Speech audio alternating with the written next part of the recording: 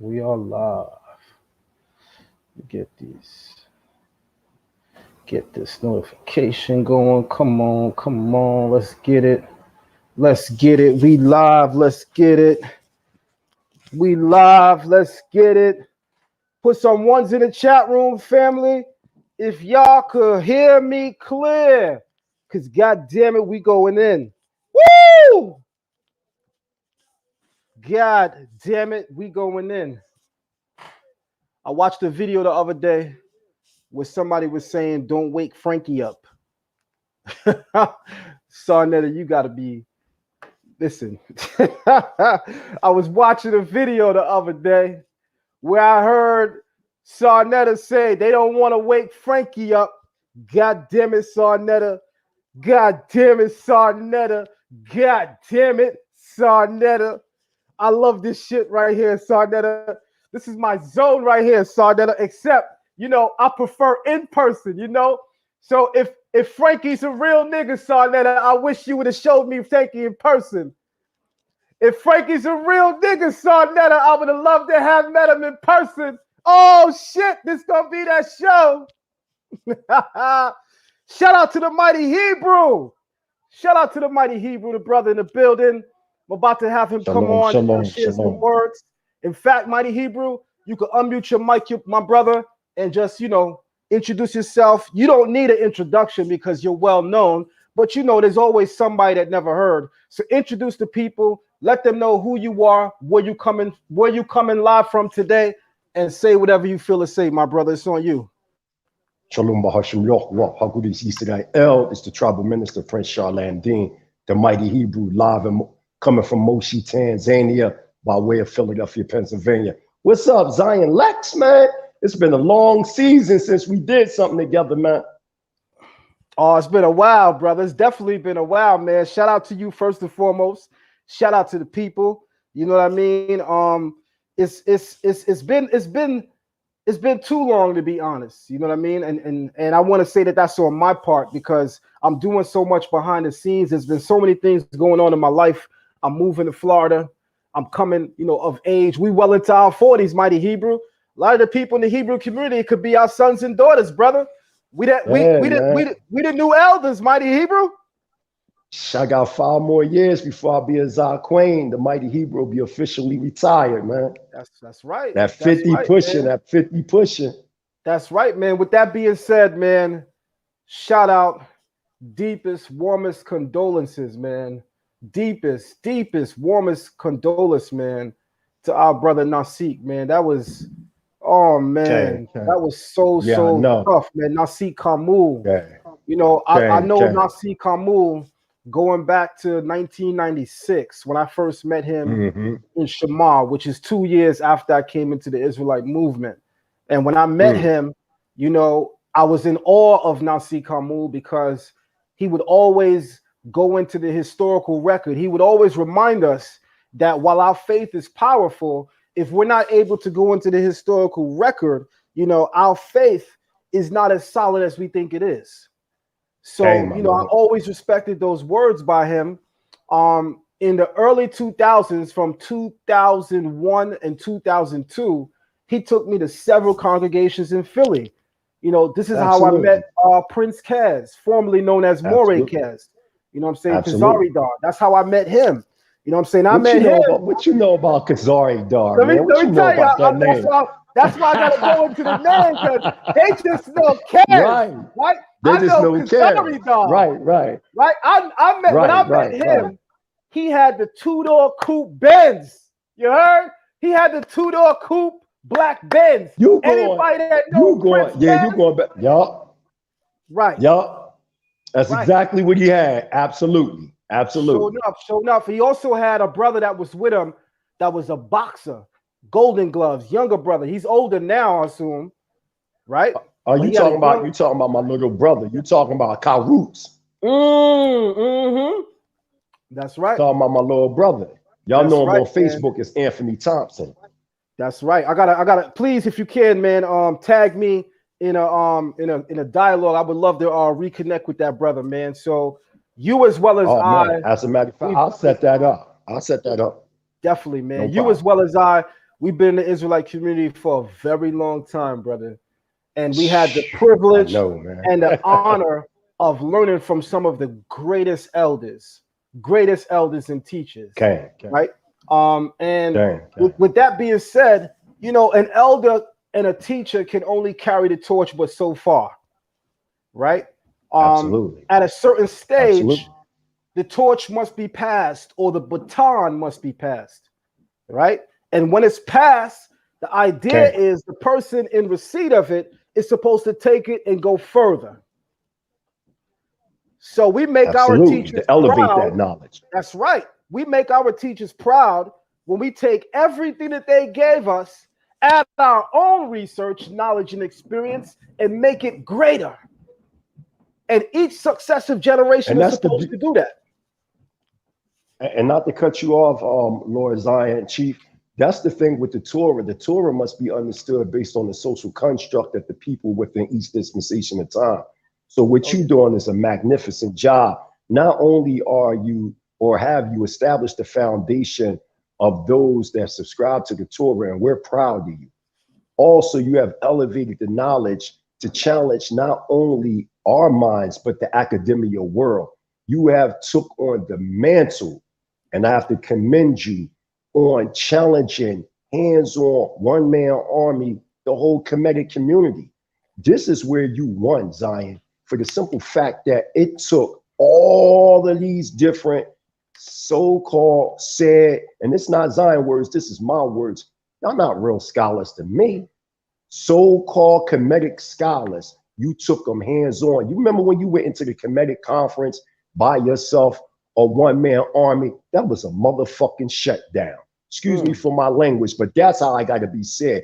Come on, man. We went into your backyard. Matter of fact, Zion didn't even go through the backyard or the back door. He came right in the front. And then went on the stage and bombed y'all right in front of y'all, in front of hundreds and thousands and even millions of people on social media. That alone, you executed them. Everything else was just collateral damage. Oh, yeah, man. Everything else was collateral damage. Thank you very much. But before we get into why we here today, family, the first thing I want to do is my brother Mighty Hebrew put out some new music recently.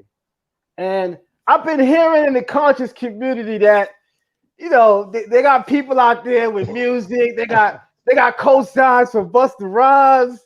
And, you know, I listened to the track because, I listened to the track. Not that trash. Trash you heard. That track. I listened to the track, you know what I mean? Because I said, you know, maybe it's hot. Let me press play real quick. You know, I don't know Brother Polite to be, you know, a rapper or per se. I heard him spit and I had to do it to him, Zion. Put the Versace's on for him while you play that. hold on. Let me go get my pen. Hold on. Oh, they're gonna say we being materialistic, Mighty Hebrew. They're gonna say we being materialistic. But I thought Hebrews was bombs. That's what I thought. I guarantee you at the end of the live, brother, they're going to say we promoting the white man product. We into devil worship. Watch, brother. But here we go. Oh, man. So this is mine. This is mine right here. This is the Versace. That's my case. Ooh. Yup. All right? Yup. That's the case. Absolutely. We'll pop it out. We gonna stun on them today, Mighty Hebrew. We're gonna stun on them today. These is real Versace. And to let y'all know the other Versace's I had on when I debated Polite, these not the same ones. These different, baby. That's right. Yeah. That's right. We're about to stun on them. Y'all know it. That's a fact. When you get real Versace's, they come like this. You know what I mean? They come like this. You already know it. Yup. All right? They come like absolutely. This. All right? And they come in that case.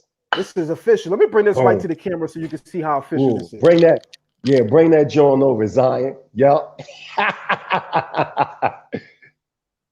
Ooh, they stingers. You know what and you got the Medusa. You got the Medusa on this.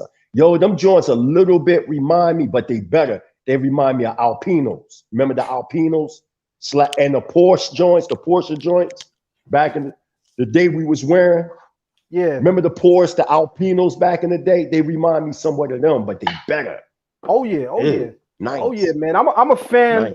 of good products. I don't care who putting it out. I'm a fan of good products. You know what I mean? Absolutely. So it ain't for everybody. Some people gonna be like, nah, that's that. But you know, I'm into what looks good. Period. You know what I mean? Right. And if anybody got a problem, I would say make something better so I could support that. Absolutely. All right. But we got 170 people in the building, and I heard Damn. that Brother Polite got a song out, right? And I said, you know what, Zion, you're not a hater. So just press play on the track and just check it out. And I pressed play on the track and I was like, trash. Trash. All right. So with that being said, I'm gonna have Mighty Hebrew introduce his own song, and then we're gonna play it live for the people. Absolutely. Again, giving all praise and honor to Yahweh, the supreme intelligent, powerful one of our forefathers, Abraham, Yitzchak, and Yaakov. Those striving for righteousness, I say into the family, Shalom Aleichem. It's the mighty Hebrew Prince Charland Dean, live and direct, Tanzania, East Africa, repatriated Hebrew, not just talking. This is coming off the album Mind, Mental is Never Destroyed. This song is called Visions from the Mind. Check it out. Shalom. Rest in peace, Ben Ami. Rest in peace. R.I.P. Here we go.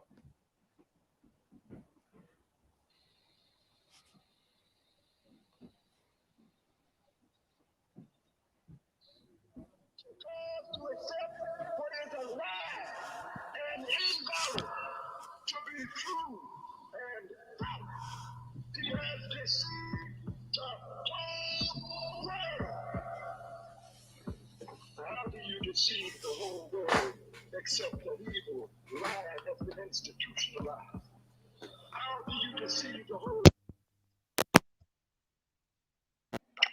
the world of lies? How do you deceive the whole world?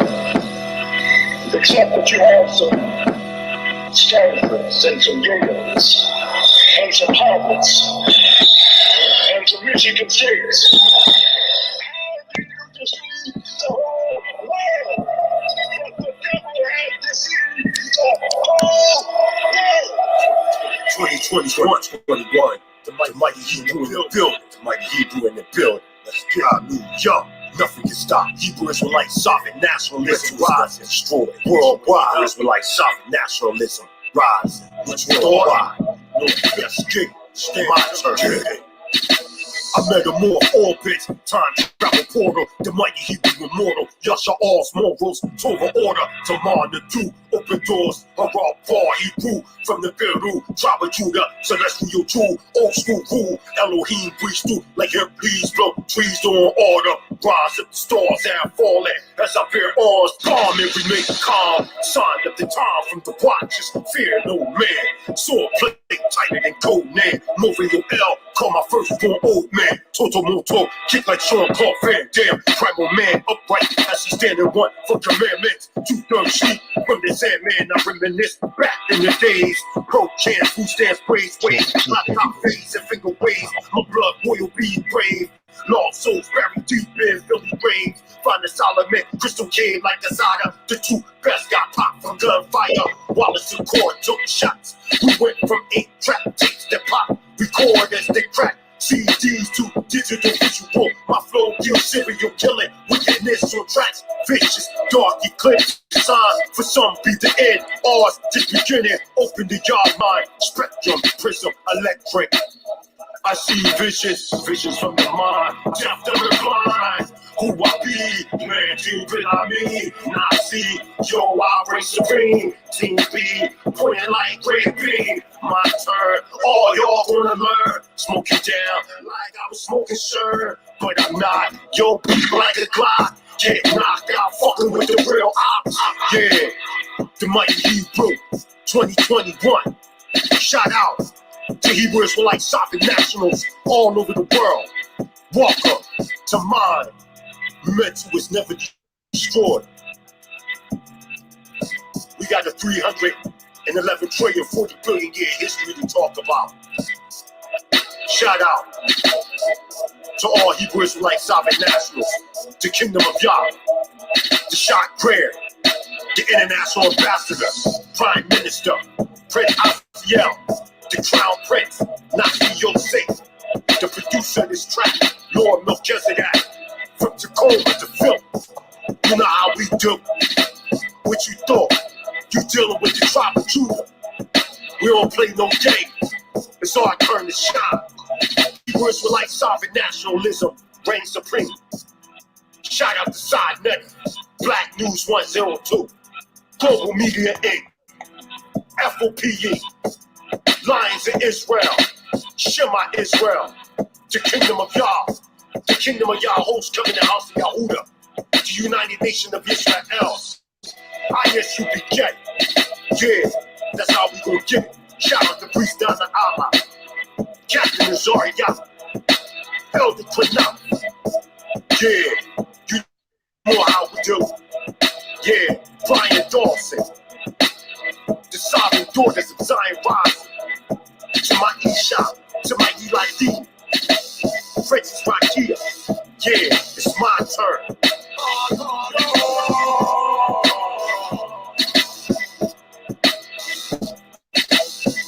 Yeah, tell them keep fighting. More Yoel, more Ice. All right, family. If y'all was feeling that track, throw some fire emojis in the room real quick. Talk to me. No, you already know. Was you able to hear it good, I'm feeling Zion? that track. You was able to hear it Nice good? and clear. They heard it clear. Yes, very clear. Good, Very good. clear. Absolutely, absolutely. So the album be out September the 4th. Visions from the Mind. I gotta tell you, Mighty Yo. Hebrew, Divine Prospect said, wait, no shout outs to me and Zion Lexx on that song. Oh, no. Hold on. Y'all are on. Listen, I'm going to surprise y'all, but I took some clippings from some sayings that y'all said, and it's on the album. So when the album come out, you're gonna be like, damn, I used something from Zion Lexx back in 2016 that he did. And it's a little quote, and it come on right before I rap. I got some stuff. Right, y'all gonna see it. Y'all gonna see it. All right, no doubt, man, no doubt. So, we didn't come to play Mighty Hebrew. We came to go into business. So, I don't know you to be a brother. I don't know you to be a brother that doesn't appear in rare form at all times.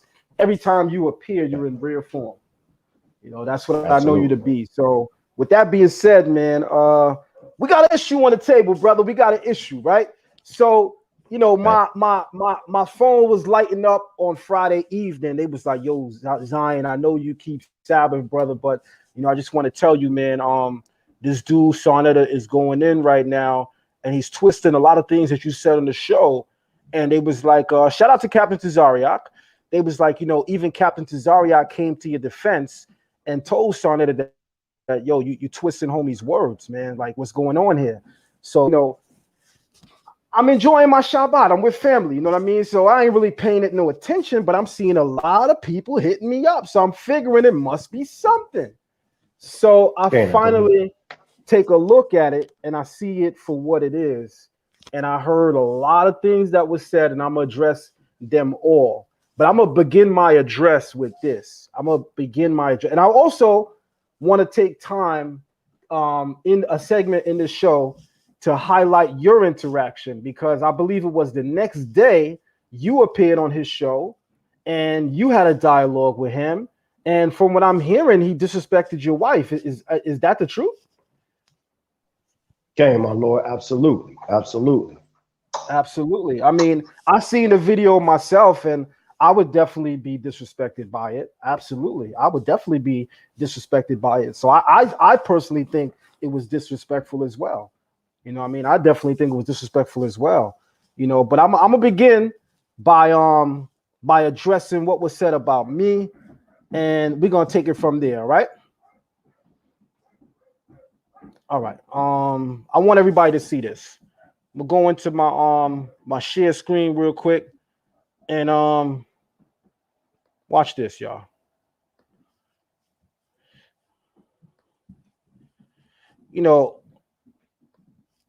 when Sarnetta do certain things to certain people, you know, to me, I always wonder. And being that I'm a very intelligent guy, you know, I kind of sit back and I say to myself, you know, if that was to ever happen to me, you know, I already know how I'm gonna move because I don't play like that. So that's exactly what I gotta do. You know, I think Sarnetta got it twisted. I think Sarnetta thinks that he has sons. I think Sarnetta thinks that the people that appear on his show are his sons. You know, as a father would be upset if a son doesn't follow what he wants him to say. I think he thinks that he has sons, right? Because he seemed to be mighty upset that I didn't come on his show, you know, to disrespect Captain Tazariak. He seemed to be mighty upset with me at it. I even say it during the live. You can hear me telling him, like, yo, like, what you trying to do here? Like, I told you these are old views. So let me get ready to clip. Let me get the clip ready. Let me get the clip ready, y'all. And we're going to have some fun today. We're going to have some fun today. Let's get it, Zion. Let's get it. You already know. I don't That's care a where fact. I'm at, in Africa, wherever, I'm backing up my brothers. And so everybody know, because go ahead, go. That's a fact. My fault. Let me turn this down. So obviously, all right, good. All right. Yeah, even Divine Prospect in the chat room right now saying, yeah, Sarnetta does that. You know, facts. Sarnetta thinks, Mighty Hebrew, that we are his sons, the people that appear on the show. And here's the first thing I want to let be known. Sarnetta ain't old enough to be my pops. That's number one. So I ain't your son. You know, to some of the other people, I guess, you know, he got an age gap with them to where he could be their pops. But Sarnetta ain't even old enough to be my pops. You know what I'm saying? That's why you usually hear me call him the homie. You might hear me say big homie, right? You know, but and I hear some people saying uncle, but I got uncles way older than him too. So I can't even do that. But what I will say is that I've always showed Sarnetta love and respect, openly and privately. Even when Sarnetta did things like erase. Matter of fact, let me get back to the screen for a minute because I want the people to see us for a second. Even when you might have to click back in with your video, Mighty Hebrew. We can't see you, brother. Oh, there you go. Okay. All right. So yeah, even when Sarnetta would do things like edit our videos and not show the whole thing, I would be upset, but I never went crazy. You know what I'm saying? I never said I'm gonna come out and go in and expose him. I never did no shit like that, right? When I debated Shaka Amos, this was before the age of moderators in the Blue Wrench. Remember, this Blue Wrench shit is new with YouTube. This Blue Wrench shit is like a year and a half old. I debated Shaka 5 years ago where there was no Blue Wrench, there was no moderator. It was just the host of the show who was able to go and delete comments. Mighty Hebrew, I still have an email to this day of over 50 people, right, that showed me their screenshot where they're writing in the comments on the video where I debated Shaka, saying that I beat him, and Sarnetta up there deleting all the comments of the people saying that I beat Shaka, but keeping all the comments of the people saying Shaka beat me. That's absolutely a true statement. When you look at a lot of the comments, when we beat a lot of these Kemetic scholars, Sarnetta does have a tendency to mute and to even delete out information. That's a fact. That's a fact. That's a fact. And if everybody check out the screen, this is why Brother Divine Prospect literally says, let me get rid of some of this right now. Hold on. Stepping on my wire, y'all. My apologies. This is why if you check the screen, Brother Divine Prospect literally just said, that's why, or this is why I bring my camera to Sarnetta, which lets you know even Divine Prospect goes through this. Everybody goes through this in the Hebrew side of the community. We all do. So he's going to come on his show later and he's going to say, Zion Lion, I don't do that, but he gonna have to say Mighty Hebrew lying. He gonna have to say Divine Prospect lying. He gonna have to say Daniela lying. He gonna have to say a lot of people lying, and I'm sure he's not gonna have a and you know problem with what? And it. and it tells us, and not to cut you off, Zion, but to even add, it tells us in Devarim or Deuteronomy chapter 32, chapter 24.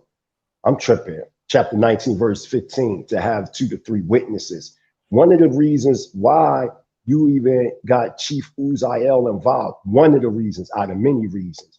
One of the reasons because we all agree at Bene Adat that when we was talking, that Sarnetta is known for cutting out information. So not only do Zion Lexx got witnesses from the circle, he said, he also got other witnesses such as Chief Uzziel and others, where we discuss these matters as to why you would bring a camera in any of these subject matters, because you didn't want your information deleted. That's right. That's right. I mean, it's interesting to me how, with all the love that I've shown Sarnetta, in spite of some of the grimy shit he's done throughout the years, that he would dare do a video, you know what I mean, trying to belittle me or trying to, slander me publicly before the community, when, let it be known, when his own peoples do shit to him, I'm the one to come bring it to him, right? During my sit down that day with Captain Tazariak and Daniela, I pointed out to Sarnetta, I said, yo, you know your man Garfield dissed you once again on his show, right? He said, what you talking about? I said, well, he was promoting his new debate that he got coming, and the people in the chat room were saying, yo, we really enjoy what you doing with your ticket sales. It seems new and different. And Garfield said, yeah, my shit ain't like Sarnetta. We do shit different over here. My shit is better. And I said to Sarnetta, yo, if that's your man, why he doing all that? Like, you don't gotta feed into what somebody in the comment section is saying. If Sarnetta is your man, you don't gotta say to somebody who watches both of y'all channels, yo, yeah, you damn right, my tickets is better. We do things differently over here. That's like you doing a live, Mighty Hebrew, right? And me doing a live, and we both promoting a debate. And somebody get on my live and be like, yo, Zion, what you doing with them tickets? Yo, that's different. That's new. And I say to them, yeah, we don't do shit over here like what they doing on Mighty Hebrew channel. Our shit is better. Let me ask you one question. How would you take that? That would be total disrespect. And Exactly. also, and to add on to that, listen, when people make statements like that, to me, because I always test the spirit of a man, that means always in the back of his conscience, he always had a disdain for the person that he's speaking ill about. This is just facts. That's a fact. We from the streets. I'm from North Philly. You from Brooklyn. So you ask the Mighty Hebrew to come on this show and bring the real. I'm gonna bring the real. And what I'm saying is, it's a lot of internal hate with these brothers amongst themselves and even towards us. That statement that was said that you bear witness to, that was a statement of hate, pure blank, point blank. It ain't no, he just said it to be cool. Cats say things because that's how they really feel at the moment, and that's just what it is. That's a fact, brother. That's a fact. I mean, like I said, I clipped the video and I sent it to him. I even sent it to Daniela. Sarnetta didn't play this on his live stream, but that day I sent it to him and I said, yo, check it out. And he said live on the camera, he said, say what you said about Garfield again. And I repeated myself, and he acted like it was his first time hearing it. And automatically I'm like, this is some weirdo shit. Like, this is some weirdo shit to be like, why are you asking me to repeat it for the camera as if you never heard this before? Like, that was the first part that was letting me know that something's like a little weird right now. And then, like I promised him, I told him that I would send it to him later, because he asked me. He said, send it to me. So I sent it to him. He never responded. I sent it to Daniela. Daniela said, yeah, I saw it. And he said, I also heard him say something new on his channel today. So again, it's not me hating, it's just facts. But I'm going to play it so that people can hear it. So I'm going to go into my email. This hour is receipts. The next hour is me being on my bullshit. But we're going to call this hour receipts. Oh, absolutely. Shit. Frankie It's the funny you fuck. call it it's funny you call it receipts because now I have my students at the Mighty Hebrew University. We on what is called the Show and Prove season. You know, while the good Lord is getting the emails together, listen, you know, my thing is, why do these brothers keep causing commotion as if they don't know that there are different approaches in Hebrew Israelite sovereign nationalistic thought? What if you coming from a Torah perspective, a messianic perspective, whatever the occasion is? All societies, all cultures have different social constructs. And within them social constructs, you got sub-constructs. So don't sit up here and act like there's no differences in the Kemetic school of thought. You trying to tell me that Tona Brada saying the same thing that Malata Karenga is saying? No. Or Ashanti saying? No. Or Banga? No. They contradict themselves. For instance, if you look at Sheikh Anta Diop, he acknowledged that the Israelites were black. He clearly said in his book that the Israelites were a minority that lived around the Niger Bent in West Africa, and they specialized growing vegetable water from well water.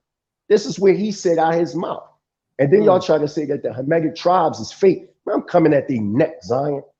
Y'all try to say that the Hamitic tribes is fake. Well, why did Sheikh Anta Diop acknowledge they existed? And why do we got people on ground right now? I challenge any of them clowns, any of them, because y'all disrespect my wife, period. I challenge any of y'all. We got on ground historians here in Tanzania. It's over 125 tribes in Tanzania. 74% of the Tanzanians are Shemitic. From the Chadi tribe, all of them, they have customs and ways of thought that's strictly Hebrew. Y'all been lying over the years saying that the Hebrew tribes don't exist. Now the mighty Hebrew live in Africa. I can show them through. But go ahead, Zion. I don't want to take your show. I'm just ready to go in on these bulls for real. Oh yeah. Now we're gonna have fun, man. We're gonna have fun. So the new Yup. screen is coming up. Can everybody see that? Yeah, definitely. We gonna let the beam footage play. Ooh. We gonna let the beautiful beam footage play. All right, so watch this. There's a dude in Garfield's chat room that's basically telling him, yo, I like what you're doing with your tickets and whatnot. And Garfield tells the dude, yeah, we do shit better over here. This is not Sarnetta TV. And I bring it up to Sarnetta because this is his man's. Because if I did that to Sarnetta and somebody brought it to him, guarantee you Sarnetta would be on the phone calling me like he always do. Sarnetta would call me or text me and be like, brother, somebody said that you said something on your show about me. And I'd be like, okay. So I said, whatever I say, I could stand on. So pull up the timestamp and tell me what I said. Then he'll always say, nah. That's when he know not to challenge me because he know I'm not a fake person. So he go, nah, you right. And he leaves it alone. I stand on what I say. If I say something wrong, pull it out. You know what I'm saying? But watch this. We're going to hear it from his man. So, you know, it's interesting to me that Sarnetta got a hard on for the Hebrew community so bad that the Kemetic community will straight shit on him and he'll still shit on the Hebrew community and show them love. And to me, that's the weirdest shit ever. But watch this. Absolutely. Get it.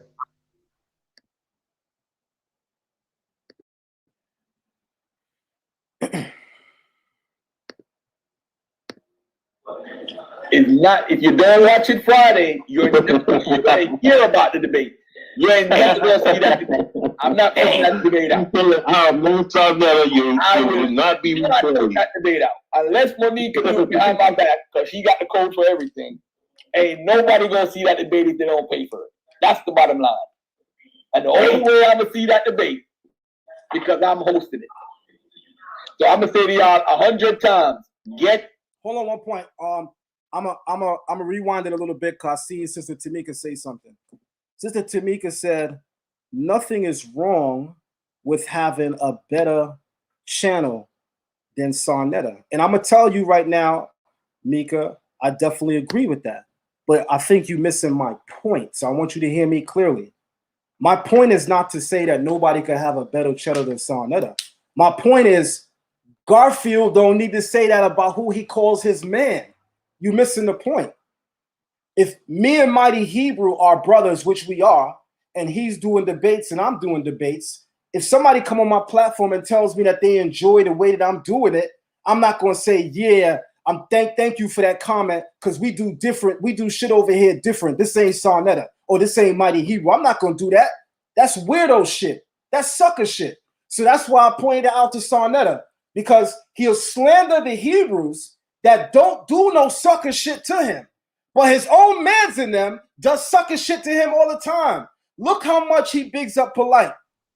And then go back and look at all the videos on the internet of him having to go in on Polite because of all the fucked up shit Polite do to him.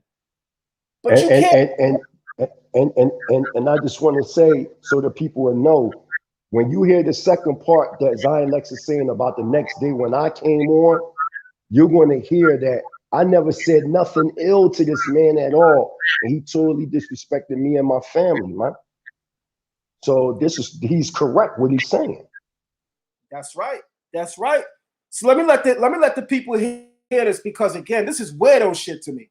Like, you can't find no video on the internet where Sarnetta's going hard. Zion Lexx did this to me. Zion Lexx did that to me. None. But you could go on the internet and find Sarnetta talking about Garfield. You could go on the internet and find Sarnetta talking about the Amon-Ra squad, Shaka, Seti. You could go and find him going hard on Polite. But guess what you can't find? You can't find no video where he's saying, damn, Captain Tazariak did this to me. Divine Prospect did something to me that was foul. Daniela did something to me that was foul. Zion Lexx did something to me that's foul. But we the people he's shitting on. So that's right. weird. He never said I did anything to him foul before. Never. As a matter of fact, I treated him like a god. As a matter of fact, the Hebrew community, we the only ones that showed them love. It was me that set that whole trip up to Chicago. Tell the truth. You know what I mean? Set up, arranged everything, paid for everything. Me, that come from the Mighty Hebrew. But to disrespect me and then try to say, I'm a nobody, I'm a prince. Prince Asiel appointed me a prince. I'm a part of making a better world leadership. I'm in third command.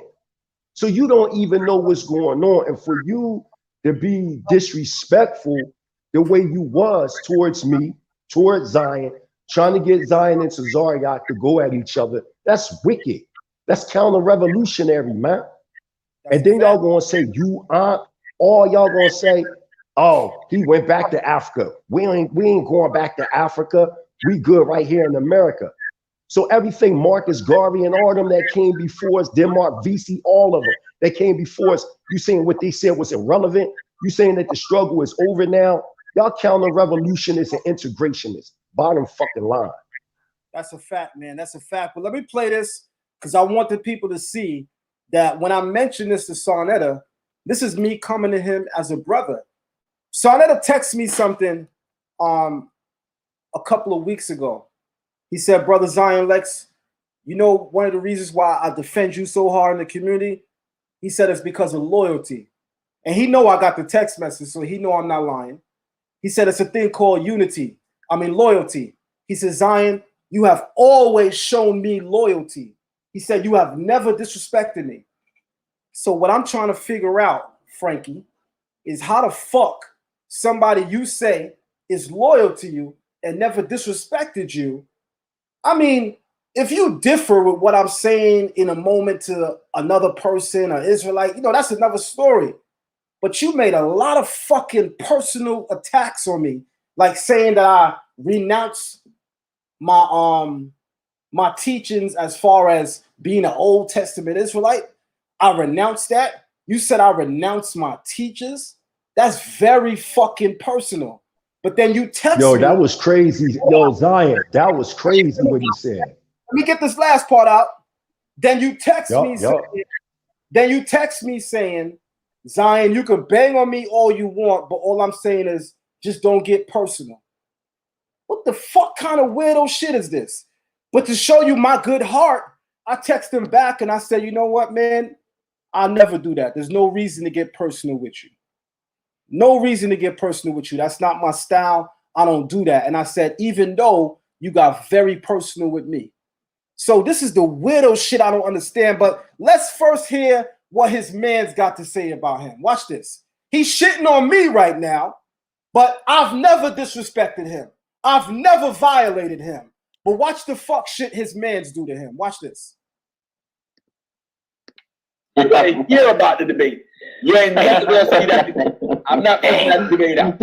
I will not be not putting that debate out. Unless Monique is behind my back, because she got the code for everything, ain't nobody gonna see that debate if they don't pay for it.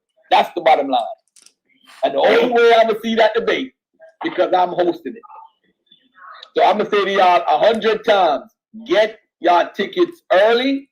All right. Let me iron out the stuff with my personal website. Let me hit up what's his name? Devon, and give him this this stuff for the for y'all to pay on the website. But the other stuff, as far as the Zoom pay-per-view that's ready, you get a confirmation receipt. Listen, I'm not Sarnetta. I do things different. Did y'all hear what you just said? Let me remind that. Did you hear that, Garfield? Mighty Hebrew, my bad. Did you hear what he just said, Mighty Hebrew? Yes, and if you really listen, you know, and this ain't nothing personal towards him, but just to use Sarnetta, why? What was the purpose of that? What was the purpose? You know what I'm saying? You get, what was the purpose? So me being what I thought, what any solid brother would do, right? I'm coming and telling you about who the fuck you say is your mans. Because I know for a fact, if my mans is out there talking like that about me, and I didn't hear it yet, I would hope that somebody out there who also say they're my mans will put me on. So I put him on. But later on that night, you do a show going in on me? This is why that community is so fucking weirdos. But let me let it play again, because I'm a season this shit. Watch this. Let it play again. That's just that part. A personal website. Let me hit up what's his name? Devon, and give him this this stuff for the for y'all to pay on the website. But the other stuff, as far as the Zoom pay-per-view that's ready, you get a confirmation receipt. Listen, I'm not Sarnetta. I do things different. All right? And yo, that's slick as shit, that Zoom joint. Yeah, that Zoom pay-per-view shit. Yeah. Damn, nigga, with the and notice Ankh is there. Notice that Ankh is there. Mighty Hebrew, Ankh is there. And Ankh didn't say, yo, Sarnetta's the homie. Ankh didn't say, nah, don't say that. These niggas letting it rock because they some weirdos. Bunch of weirdos, Mighty Hebrew. Even you would tell me if I said something like that about another Israelite. If you heard me say that on my live, I guarantee you Mighty Hebrew would say respectfully, nah, Zion, chill. You already know how I play. Yeah. Likewise, I'd be able to tell you respectfully, nah, Mighty Absolutely. We don't need to do that. And the thing is, we've done that to each other before. So we not just saying these things. These things we critique one to another before. Like, you know, me and Zion, we got years back. So he come in 94, I come in 94 too. You know what I'm saying? And if anybody know that we don't think we telling the truth, you can go right on DCB where we had an interview with Chief Uziel, and there was things that were brought up that we had to handle as men. So that shows you right there that Zion Lexx ain't just saying these things. These things are actually real in the community. That's a fact. That's a fact, man. That's a fact. So, you know, I got more that I want to share though, y'all. I got more. So let me go into the other stuff that I want to share. You know what I mean? So everybody that caught the bill, you all know that Sarnetta was saying that Zion Lexx renounced his faith. He's no longer an Old Testament Israelite. He's now Messianic. He now believes in Christ. So let's deal with that first. Mighty Hebrew, you saw the dialogue from beginning to end, Absolutely. Right? All right. Y'all seen the whole thing. I was questioned as to whether or not I believed that Jesus existed. And I said, right, I remember. I said there was a time that I didn't believe that. I come from a school that taught Right. that Jesus, Yahushua, or Yeshua is as fake as Snow Dwarfs and the Snow White and the Seven Dwarfs. That is literally Absolutely. what my teachers would say. And everybody who knows my teachers know I'm keeping it absolutely real. And that's not a disrespect Absolutely. to them. That's not me bigging up myself over them. It's just the truth. But what I said Absolutely. is that I came into knowledge where I found out that they were wrong. And there's nothing disrespectful about that. And there's nothing wrong about that. If you realize Well, that no, yeah, teacher there's was, nothing wrong with that because Joshua did exist. there you go. Now you know what? So you speak on that as well. Yeah. Yeah, absolutely. I seen what was being said. Just a brief synopsis. It was clear from where I seen Zion Lexx wasn't denouncing his elders in the community. Give a shout out to Prince of Paul and all those that came before us. You know what I'm saying? So that has to be made clear. And if you listen to any of Zion Lexx's information, and I'm talking about recent information, he gives a shout out a lot of times to the predecessors that came before him, and Chief Prince of Paul is mentioned numerous times. So how could he denounce his leaders or the elders or the sages that came and taught him when he's announcing these things and giving respect to these people? Yes, there was a historical Yeshua. That's all Zion is saying. He's not saying that he believed in Christ as a messianic would believe in Christ. So I'm gonna let him continue on. But if there's anything you need me to add in, I can clearly add in. I know exactly what you're saying, and you're not saying anything that they're saying. All right, thank you very much, man. So let me go in a little bit. So Sarnetta, obviously, as everybody could see, because a lot of people was telling him, Sarnetta, why you in your feelings? He was really in his feelings at me. And people got to ask themselves why, too. Sarnetta feels that I could destroy Tazariak scholastically. And he continually tells me, that, right? And I could be petty and I could say certain things right now in this moment. And I could have been petty on that couch and said certain things or challenged Tazariak more than normal.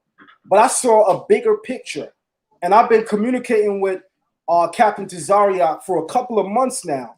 And I said to him, brother, when we engage one another adversely on Sarnetta platform, we become pawns on his chessboard. We're playing into what he wants. I said every time that he goes on his show and tries to put you and me at odds, it's smoke and mirrors.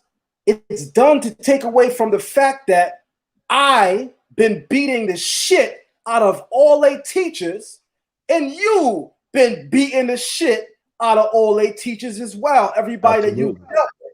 So we at a point right now where we've embarrassed every major teacher that they had, to the point where when I come on his show to sit with certain people, and I won't mention their names out of respect, but I'm sure everybody will know who I'm talking about. I was told, Zion, when you sit with this grandmaster, you can't challenge him. Don't try to debate him, Zion. It's just a bill. Just talk about the things that y'all agree with. So if y'all notice, I know exactly who you're talking about. Yep. Notice, I'm gonna keep it real. I'm gonna keep it real because I think that this is not slander.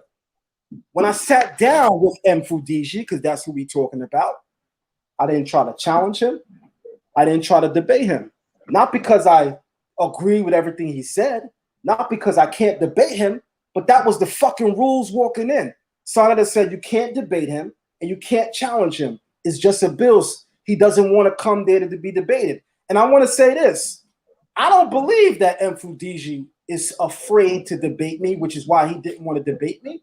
I believe M. Fudiji is an elder, and elders don't have times for the fickle shit like debates. Like this man got 30 and 40 years of work. When I reach his age, I ain't debating with nobody that could be my fucking son and my grandson. Hell no. My work speak for itself. Go debate my fucking books. So I'm not mad at M. Fudiji, but the people need to know the truth. Because I could have said things to challenge him, but he wasn't interested in that coming in. Now, if he wanted to have a debate, he could have had a fucking debate. But they didn't want to do that, and that's why it went that way. And mind you, and you know that happened before in the past when you debated. There was a debate somewhat with James Smalls, Professor James Smalls. Exactly. And my dialogue with Mfudiji, because of the fact that we didn't debate, in my humble opinion, it turned out into an amazing teaching moment. Because Mfudiji, as a grandmaster teacher in the Kemet community, admitted something that's only told in the Bible versus Kemet. He admitted to a global flood. Everybody in Team Kemet said that that shit don't exist. But when he sat down with me, and y'all know I'm good at navigating questions, I asked him right about it, and he went into it, and he said, yes, there was a global flood. And people in the Kemetic community was pissed at him. Ark and them went on Garfield's show, and they called Mfudiji pseudo. If I go on my show, and I call Grandmaster Teacher Mfudiji pseudo, they're going to clip it, they're going to put it all around, they're going to bring it to Sarnetta, and Sarnetta himself is going to do a video saying, Zion Lexx disrespect the elders. When I had my disagreement with Professor Smalls, what everybody don't know is this. Professor Smalls got upset at the fact that I was trying to debate him. He was insulted by that. And hindsight is 2020. When I was sitting on that couch, I didn't see what was the problem with me debating him. What happened, Professor Smalls? You can't be critiqued? I thought that was wrong. But hindsight is 2020. And I came to a realization. Professor Smalls is old enough to be my grandfather. That's right. Somebody that age ain't trying to debate me. Somebody that age, again, has so much work in that they will literally tell you, go look at my work, son. Like, I don't have time. If you want to debate, go debate the younger guys, but don't come to me with that. So I respect that. And you apologize. You apologize too on that, because you seen, even though you was telling the truth, but at the same time, the Torah tells us to revere our elders and stand up for the hoary head. So as a man, you even showed them, proven openly apologize. So that's much respect to you, Zion. Absolutely. So, you know, when Professor Smalls showed that he didn't want to have a debate, you know, I felt the way because Sarnetta hyped it up like it was going to be a debate. Remember, guys, I save all the videos. I put the video on my page where Sarnetta said a night before Professor Smalls came, Sarnetta said Professor Smalls is not coming to the couch to play with Zion Lexx. So I'm thinking it's going to be a debate. So me jumping in with Sarnetta hyping it like it's a debate, I didn't get the memo that Professor Smalls didn't want to debate. But here's the thing about it. And this is what makes this very interesting.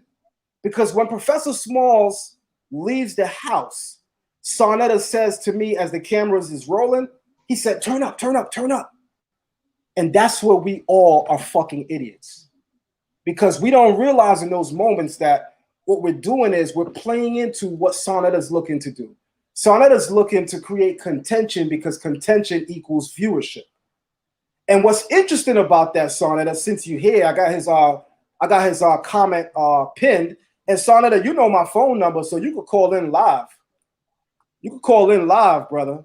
He gonna think this is personal, but I ain't said nothing personal at all. This is just facts. So Sarnetta, if I'm saying something different, you can call my phone and the people can hear you live, brother. So Sarnetta says, Zion, turn up, turn up. It's after Professor Smalls leave. And when he left, sure enough, what do you see Zion do? Yeah, Professor Smalls ain't want that work with me. And I start turning up. But this is the Zion from 4 or 5 years ago, guys. This was stupid. I didn't need to do that. The man did not want to have a debate. He felt insulted at the very idea of debating.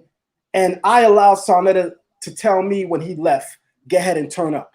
And the most interesting part about that is Sarnetta sits with Professor Smalls a week later.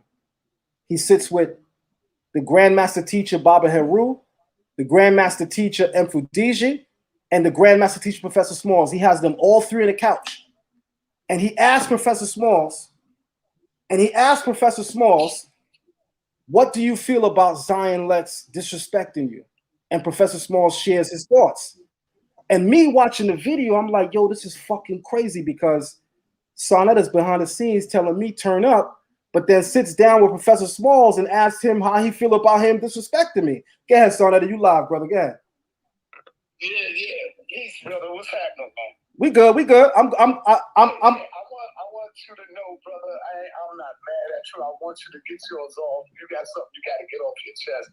I don't hate you for none of this. I love it. This is the shit I love. Me and Captain Tazariak, we bang all the time.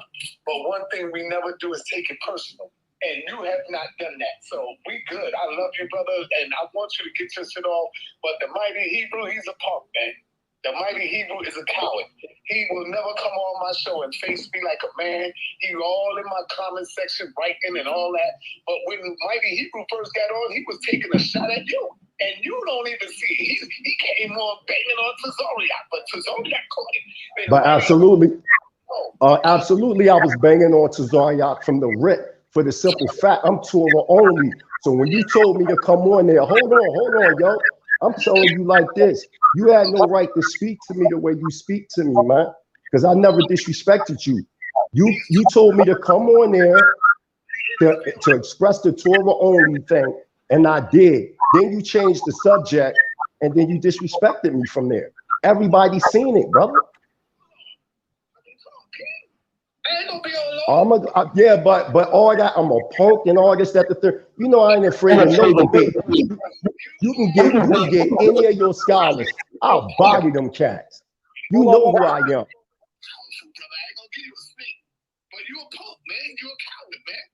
You know what a punk is? A punk is a faggot. Where I'm from in Philly, when you call somebody a punk, you calling them a faggot. What I'm saying is you being disrespectful, because when I came on your show, I was never disrespectful from the beginning. So where's the animosity coming from that you have against me? I never said nothing ill to you, bro. So what is the problem that you having with me? It's the mighty Hebrew. It's the mighty Hebrew that showed you love. And then you want to say on your show, oh, mighty Hebrew ain't got no power. I'm a prince. I'm in command with Prince Asiel and the Crown Prince. But you want to sit here and disrespect me? For what? I never done nothing to you, man. So how am I this punk? How am I this coward when I'm showing love continuously? You disrespect my wife, man.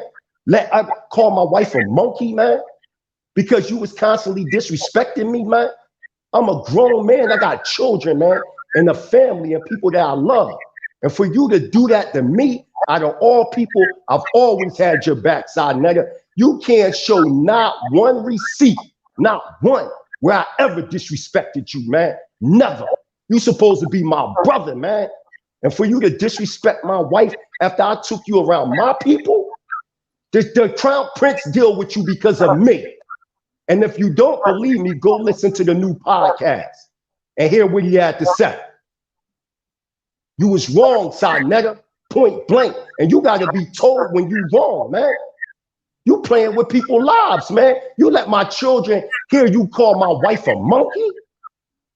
You out of order, man. Sonetta, I'm gonna have period. If you want the link, Sonetta, you can come in live, brother. All right, but hold on real quick, Sonetta. Yeah. Mighty Hebrew.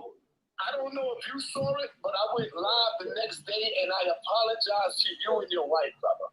No, you didn't, man. You apologized to my wife, but still kept calling me a punk as if I did something to you. Listen, Sonetta, is there something really wrong with you, man? If you hear me from the very beginning, you asked me to come in. You asked me to come in the show because you was trying to slander Zion because you thought that he became messianic. I came in, and you damn right I came at the New Testament because I'm Torah only, and you can get any of them. I'll bang any of them out that try to come up against the law, statutes, and commandments. There's only one power. That's y'all. I come at you, your Kemetic scholars, any of y'all. You ever disrespect my wife again, man? And I'm saying this live in front of everybody. No one disrespects my family.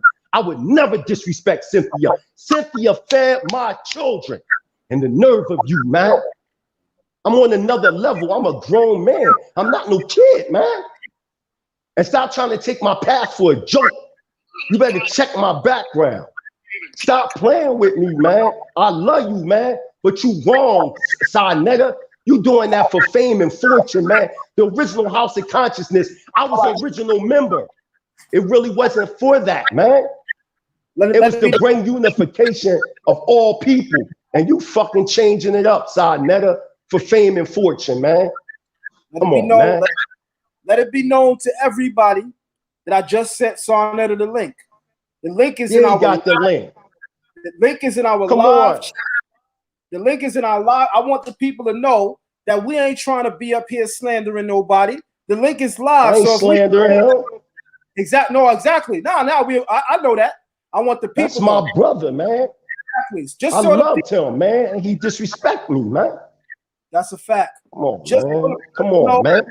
That what you know how do, that made my wife look? No, for real, Zion Lex. When he did that, the way my wife looked at me, man, I gotta check you, man. Period. Right.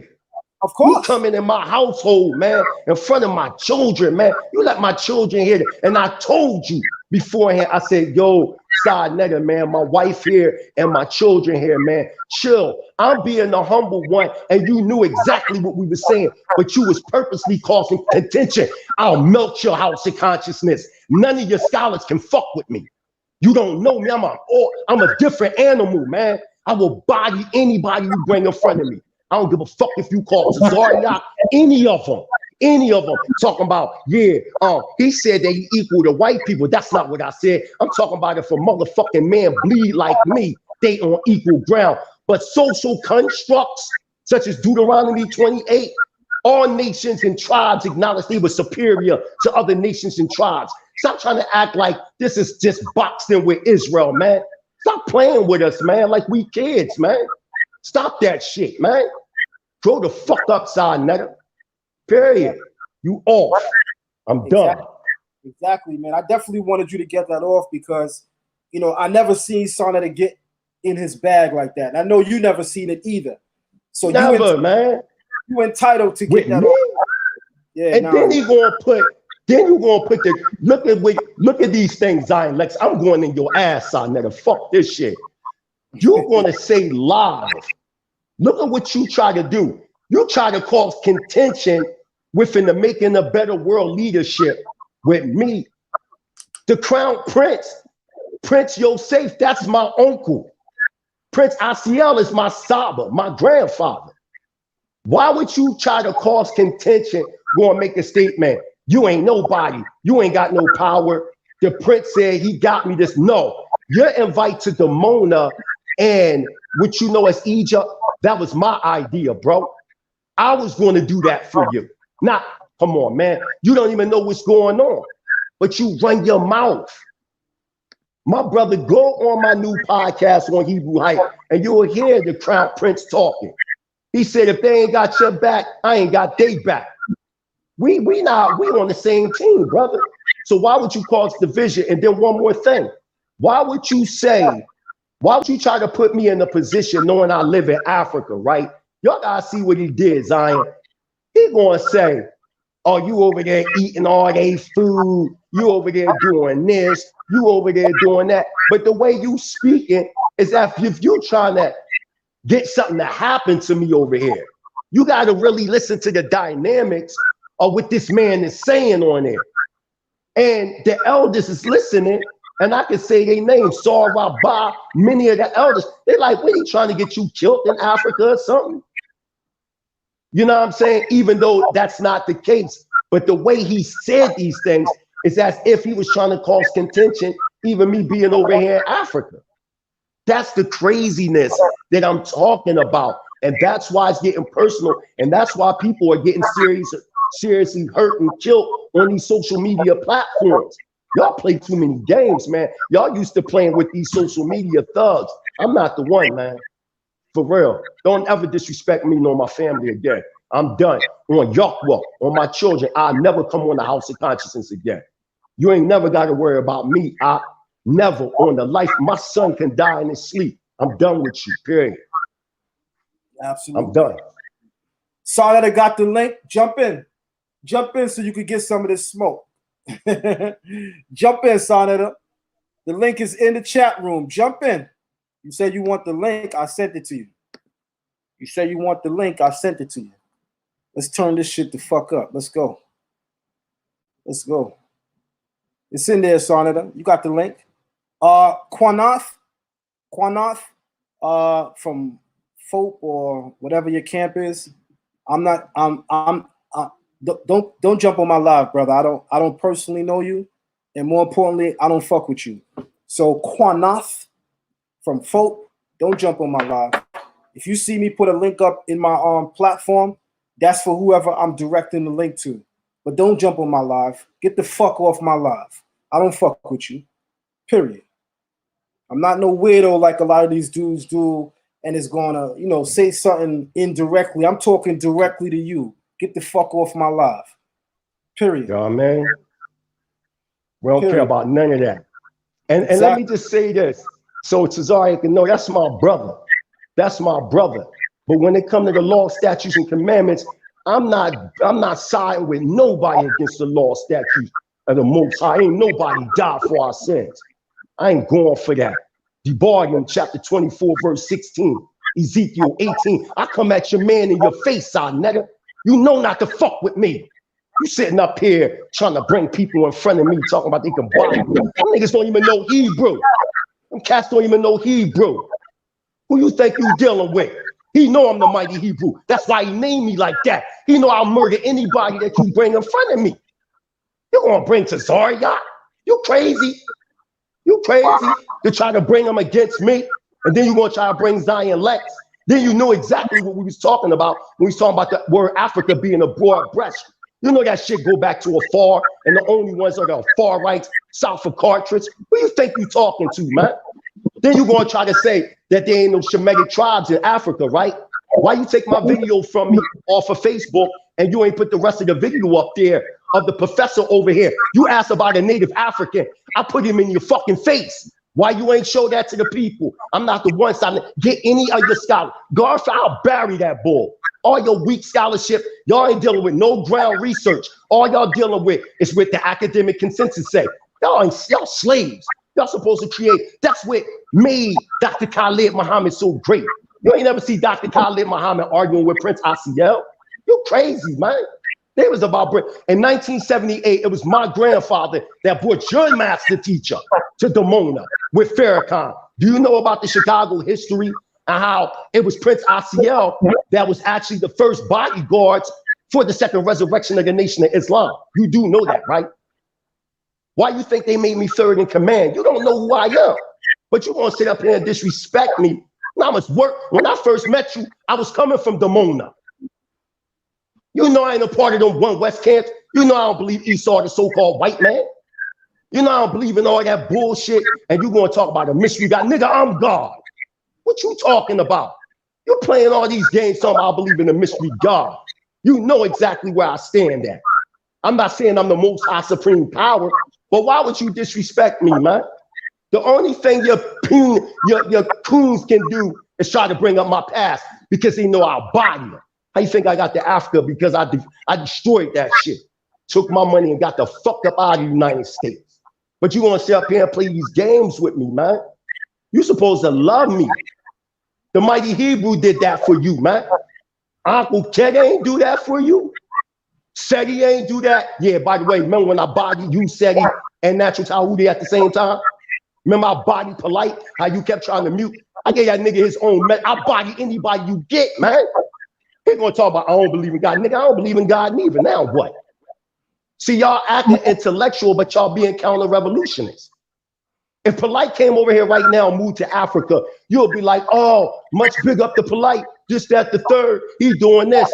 But the mighty he would do it. Y'all know not to say shit. Even when Dr. Reggie was on the couch with my uncle, when he was on the couch with Moray Kananya, and when it was brought out, I moved out, you see how quick Dr. Reggie dismissed that shit.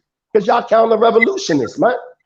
Y'all talk all this shit about Africa, but what the fuck you doing for Africa? Then you say, oh, I don't know if you got schools. Yo, me and my wife opened up the Prince Asiel International Academy.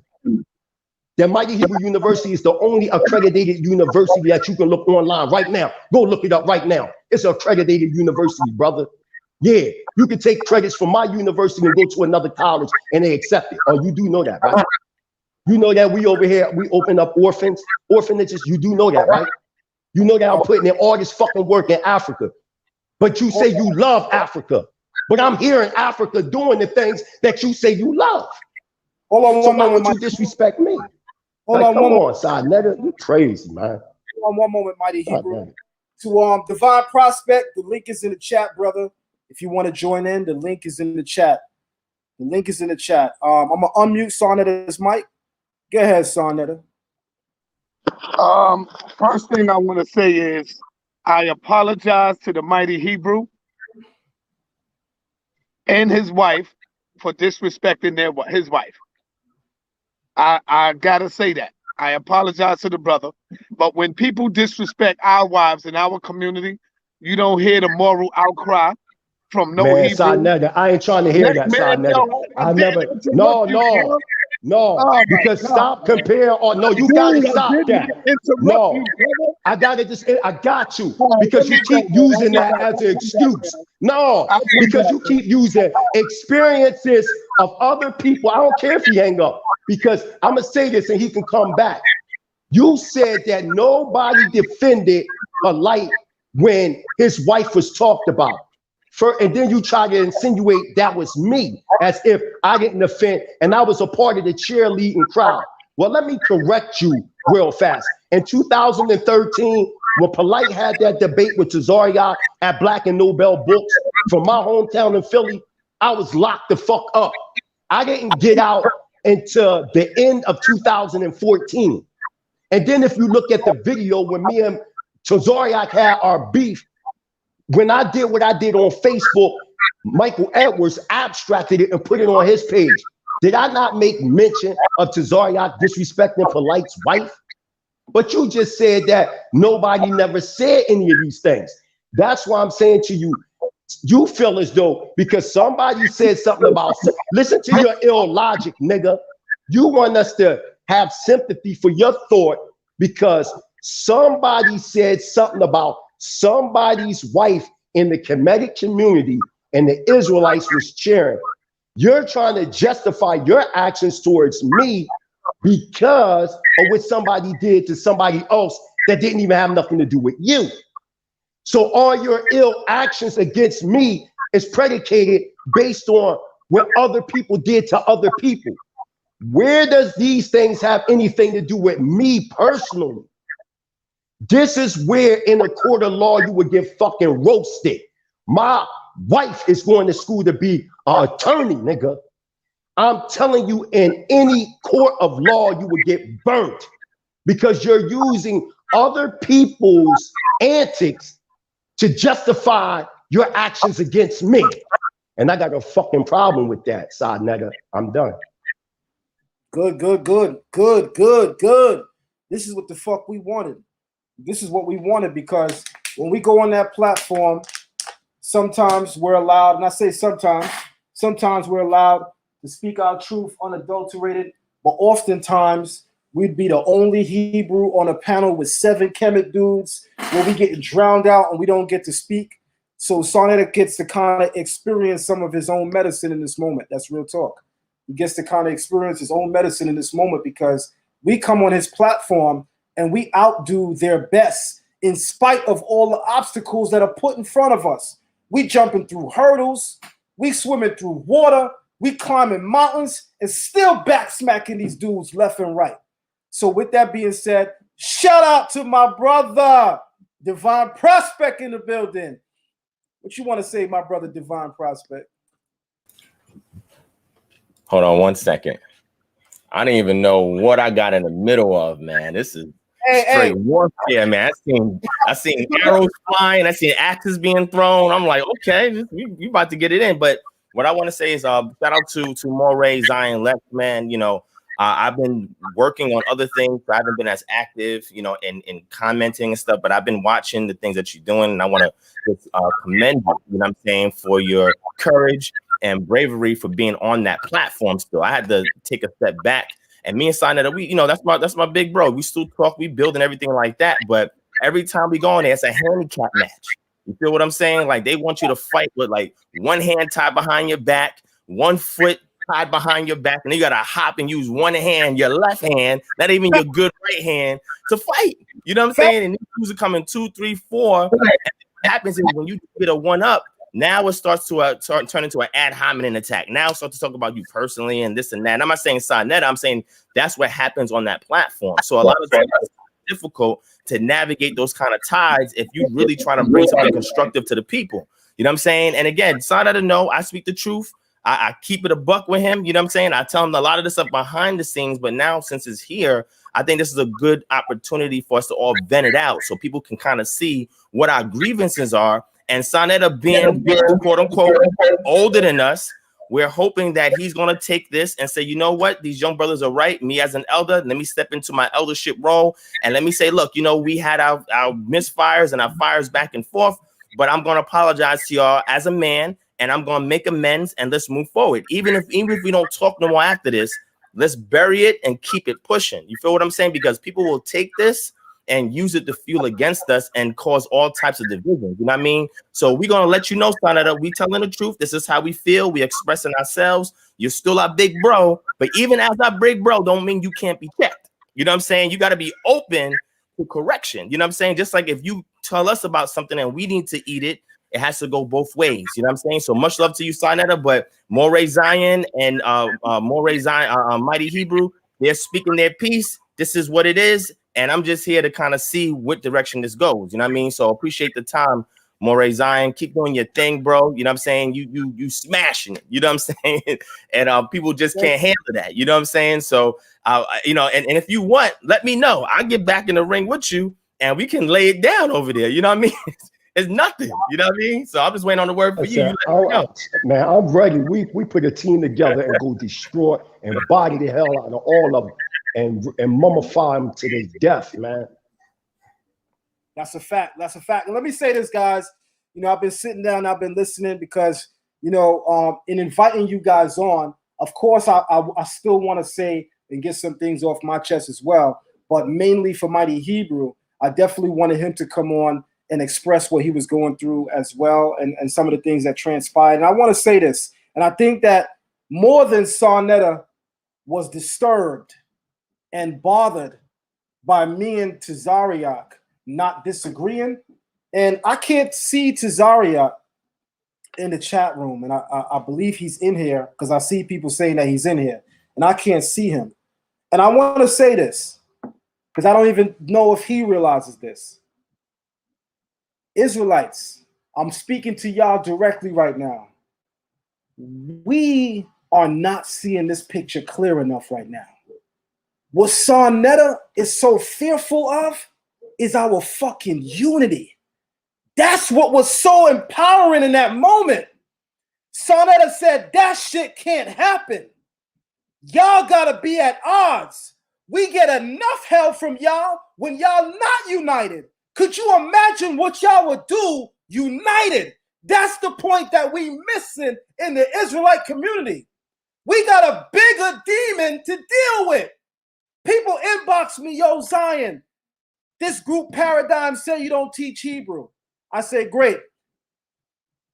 You ain't gonna do a video? No. Why not? Why am I giving them an audience?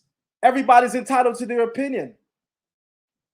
Am I going to be upset by that? For what? We all got something to do. But what's crazy and insane to me is an Israelite brother and brothers putting in so much work to defend the Bible while our face is facing in opposition to those who are coming at the Bible. We are being stabbed in our backs by our brothers while we are fighting in the forefront, those coming for the Bible, our brothers in the back of us stabbing us. And mind you, family, we still going. Could you imagine what it's like fighting an opponent while you getting stabbed in your back? That's what we gotta go through. So I'm telling y'all, Sonetta don't care that Zion updated his views on Yeshua. Sonetta don't care that Zion has more respect for Yeshua and the New Testament than he ever did before. Sonetta is worried that if the Israelites unite again, we in fucking trouble. That's what's going on here. Y'all speak to that.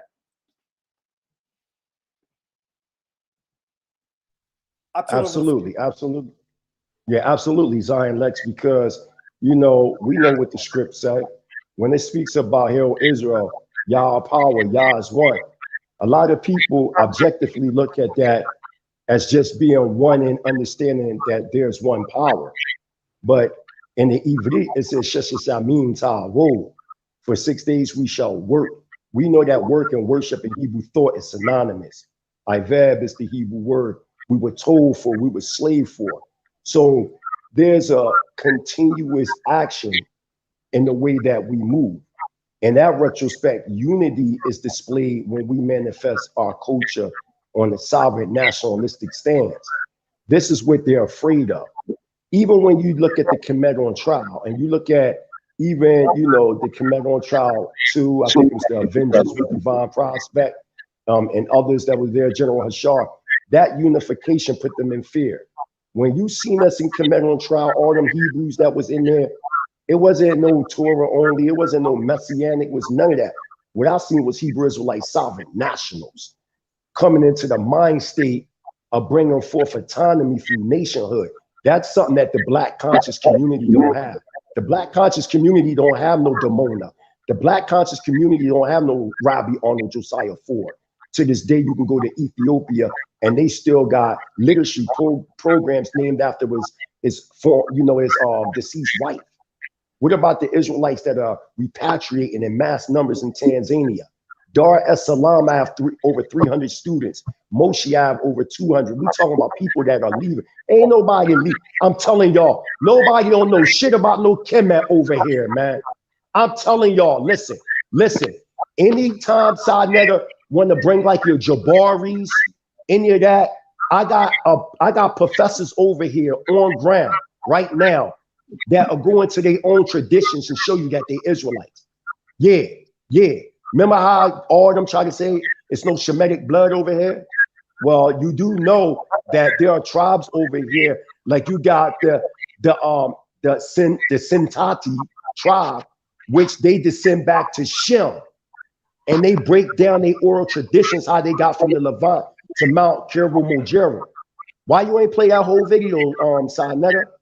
Because if he would have played that whole video, it was a native historian from Tanzania that I did an interview with that bodied Sinetta in front of everybody and showed and gave by name the tribes, the customs, the mannerisms, the behaviors, the social patterns, the social constructs, how they seen the creator, their linguistics, and how they all broken down, going back to Hebrew, brother. Anytime you ready to challenge me, on ground research versus academia, I bet y'all body any scholar you bring, Sinetta. Bring them. I'm gonna embarrass your whole team because there's a difference from groundwork versus sitting back talking about your love for Africa. See, that's two different things. I'm done. As an elder, I'm gonna let you speak, Sinetta, but I'm done.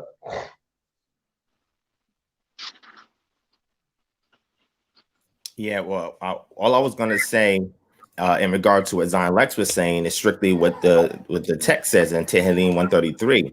Chine ma tov uma na'im sebet achim gam yahad.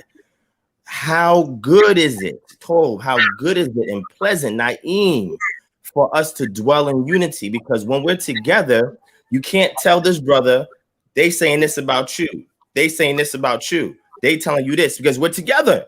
So if we're together, we're communicating, and we are allowing this thing to happen to the point where we are solidified. We are covering all fronts. So if I see a brother pull out a knife and going to stab my brother Zion Lexx while he's fighting, I can go and jump in. But if I'm too busy arguing with him, fighting the enemy, then we're not watching each other's backs. So anybody can come and do whatever they want to do and weaken us, and we won't put up the best fight. So one thing I can say about Sinetta is because of the contention, he's allowed us to come together.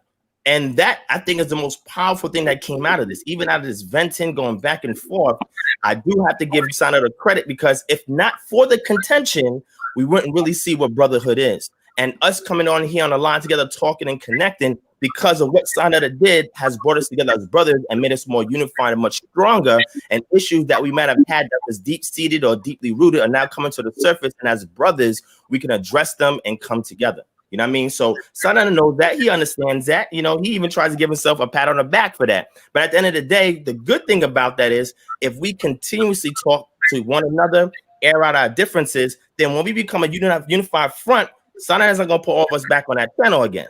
That's gonna be a wrap. We're gonna melt that thing down, but we'll see what happens. All right. So I concede. Thank you for the time, Moray Zion. And go ahead, Sa. All right. Y'all hear me? Yep. Go ahead. Black Power, man. Shout out to you, brother Divine Prospect. Shout out to my brother Zion Lexx. And of course, shout out to my brother Mighty Hebrew. This right here, to me, is really nothing to me. I mean, I love this. I love doing what I do. I'm the only real, true, and living Hebrew right now on the panel. I am. See, I see a lot of fakeness going on. Even with the so-called brotherhood that we have going on right now, none of you brothers love each other. I mean, no, I take that back. I ain't gonna say you love each other, but I'm gonna say none of you brothers respect each other's scholarship, because what you do is you worship man. I can show you right now where all three of y'all disagree with each other's teaching. And because you all disagree with each other's teaching, number one, the Most High never meant for y'all to unite. The Most High separated all of y'all. That's a fact. And I dare anybody to challenge me on that. Brother Zion Lexx, Mighty Hebrew, and Brother Divine. I disagree with y'all brothers when you said, when we go on some other platform, he don't allow us to speak. It's cluttered with everybody. Zion Lexx, Zion Lexx and Divine, I have given you the platform many times, and the people could see it where I allowed y'all to speak and teach. And I even shut down other people so that y'all could get y'all science out. Zion Lexx, I have allowed you to come on and do your own program, brother. So that was a lie when you said I do not allow y'all to speak. The people are looking at y'all right now and saying, nah, brother, that's a lie. Those who disagree with me disagree with the Almighty, brother. Y'all don't really believe in the Most High. I'm the only true and living Hebrew that's amongst y'all. Look at this. My skin is so tough. I'm not crying about what y'all doing. I'm loving what y'all doing. I love to see y'all brothers get together. Look at the Mighty Hebrew. Oh, I'm calling the Prince ICL. I have never disrespected Prince ICL, and I will never disrespect them brothers. But if they choose to move forward and don't fuck with me, that's cool, brother. You ain't gonna see no tears coming from my eyes. All right, let me mute Sarnetta real quick and let me say this, y'all. But you see that? Did you see that right there? Let me respond to him real quick. So he ran. All I did was put Sarnetta on mute, and he came off the live stream because clearly he don't want to hear what I got to say in response. But I'm gonna respond to him because we know he's still watching. So watch this. Sarnetta right now is moving very snaky because even now in this moment he's twisting words. Nobody said that Sarnetta does not give us a chance to speak. What we say is Sarnetta puts us as one Hebrew in a room of 7 people, and we get drowned out by all these people disagreeing with us while we have an oppositional stance. And to the general viewing audience who are not smart enough to see, it's not that Zion is wrong or Divine is wrong or the Mighty Hebrew is wrong. But if you put anybody in a room where 8 people are drowning them out while telling them they're wrong, then yes, the appearance is that they're wrong. Y'all got to look and understand and use wisdom. This is what happens. And, when it comes to Sarnetta, man, brother, man, you are fucking weird. There's no nice way to say that. You are weird because even in this moment, you still being disrespectful. You are the only true Hebrew on the panel? What are you talking about? What are you talking about? Like if we as Israelites don't check the fuck out of you when you say that, we look crazy. You ain't no true Israelite. You ain't no true Hebrew. You've spent so many hours invested in trying to tear down the Bible. Yes, you have given us all an opportunity to speak on your channel. We're not saying that. But here's one thing you seem to fucking forget. We are part of the success of your goddamn channel.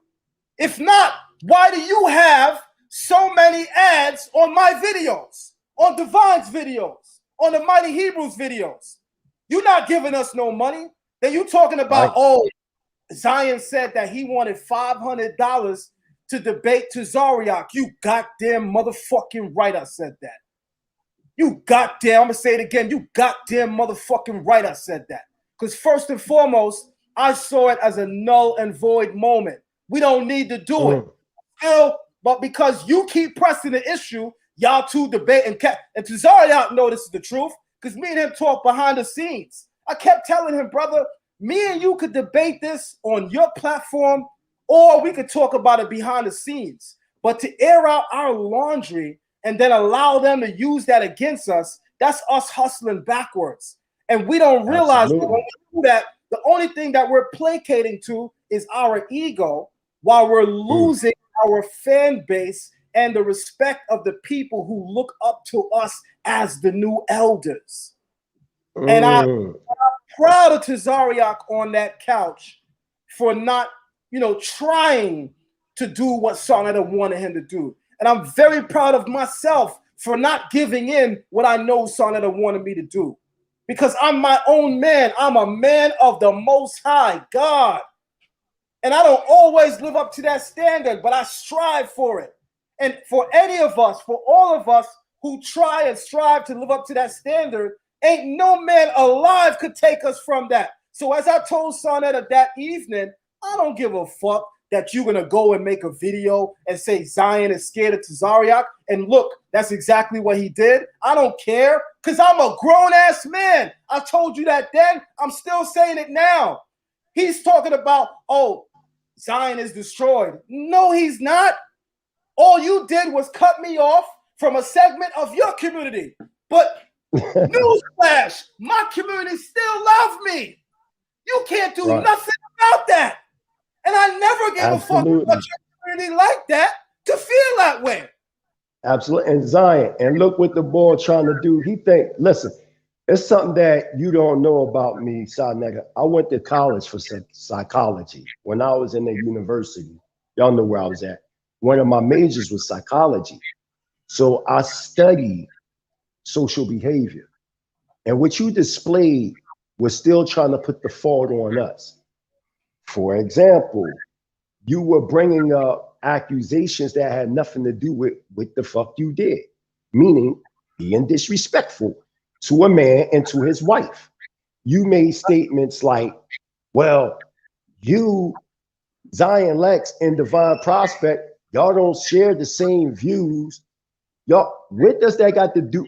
Listen, first of all, you don't know what you're talking about, because if you knew us, there were many things that I did behind the scenes with Divine Prospect, face to face. Okay, there are many things that I've done with Zion Lexx, countless videos at real functions together. Me and Zion Lexx go back to the same background. Let me give you some history, Negro. Chief Prince Zapor appointed my Abba, Prince Kaz, as a prince. Okay. The late Nasi Prince Kamul is Maury Afdiel, or Zion Lexx's godfather, along with Maury Yoel. This is family knitted communities. So you could never say that we're against one to another. Never.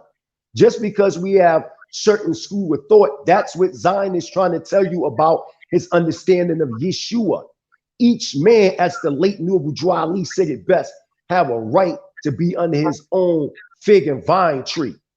Zion Lexx is a grown-ass man. He ain't got to check in or try to explain himself based on wherever he acknowledged as a man.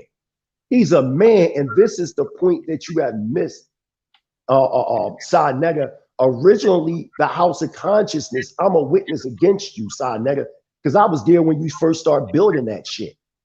And it was about the bringing all these different Black-centered communities together under one banner of unification and elevate them teachings.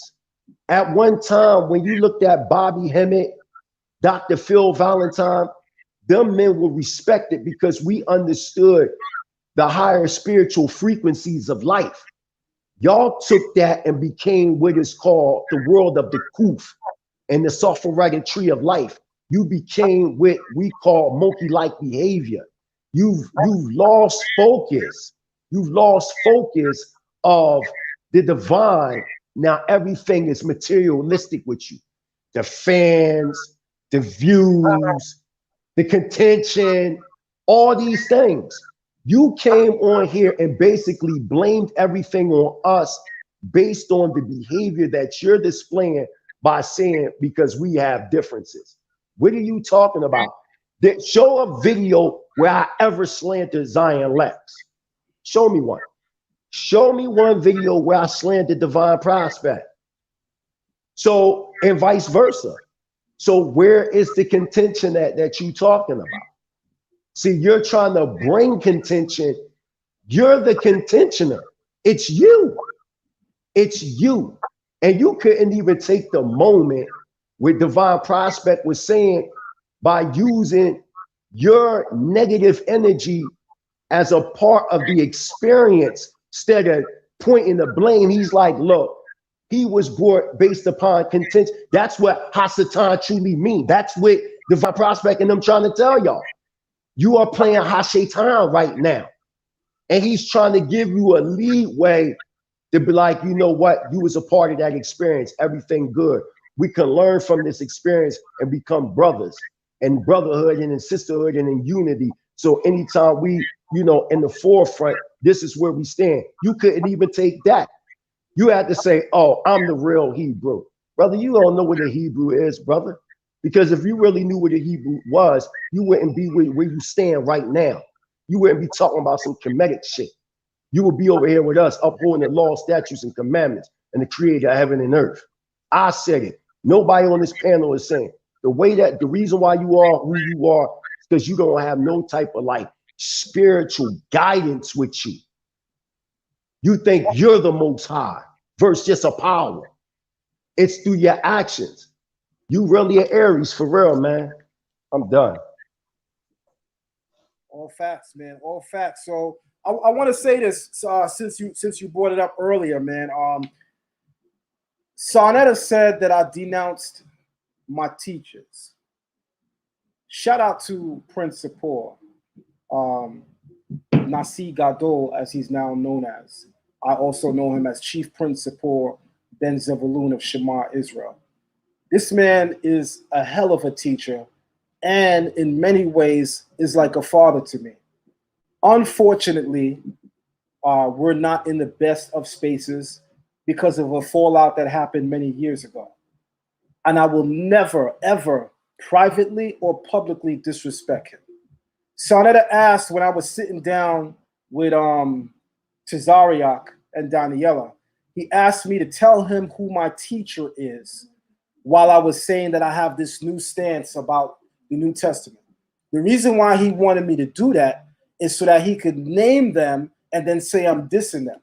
I was trying to save Sarnetta some hell in his house.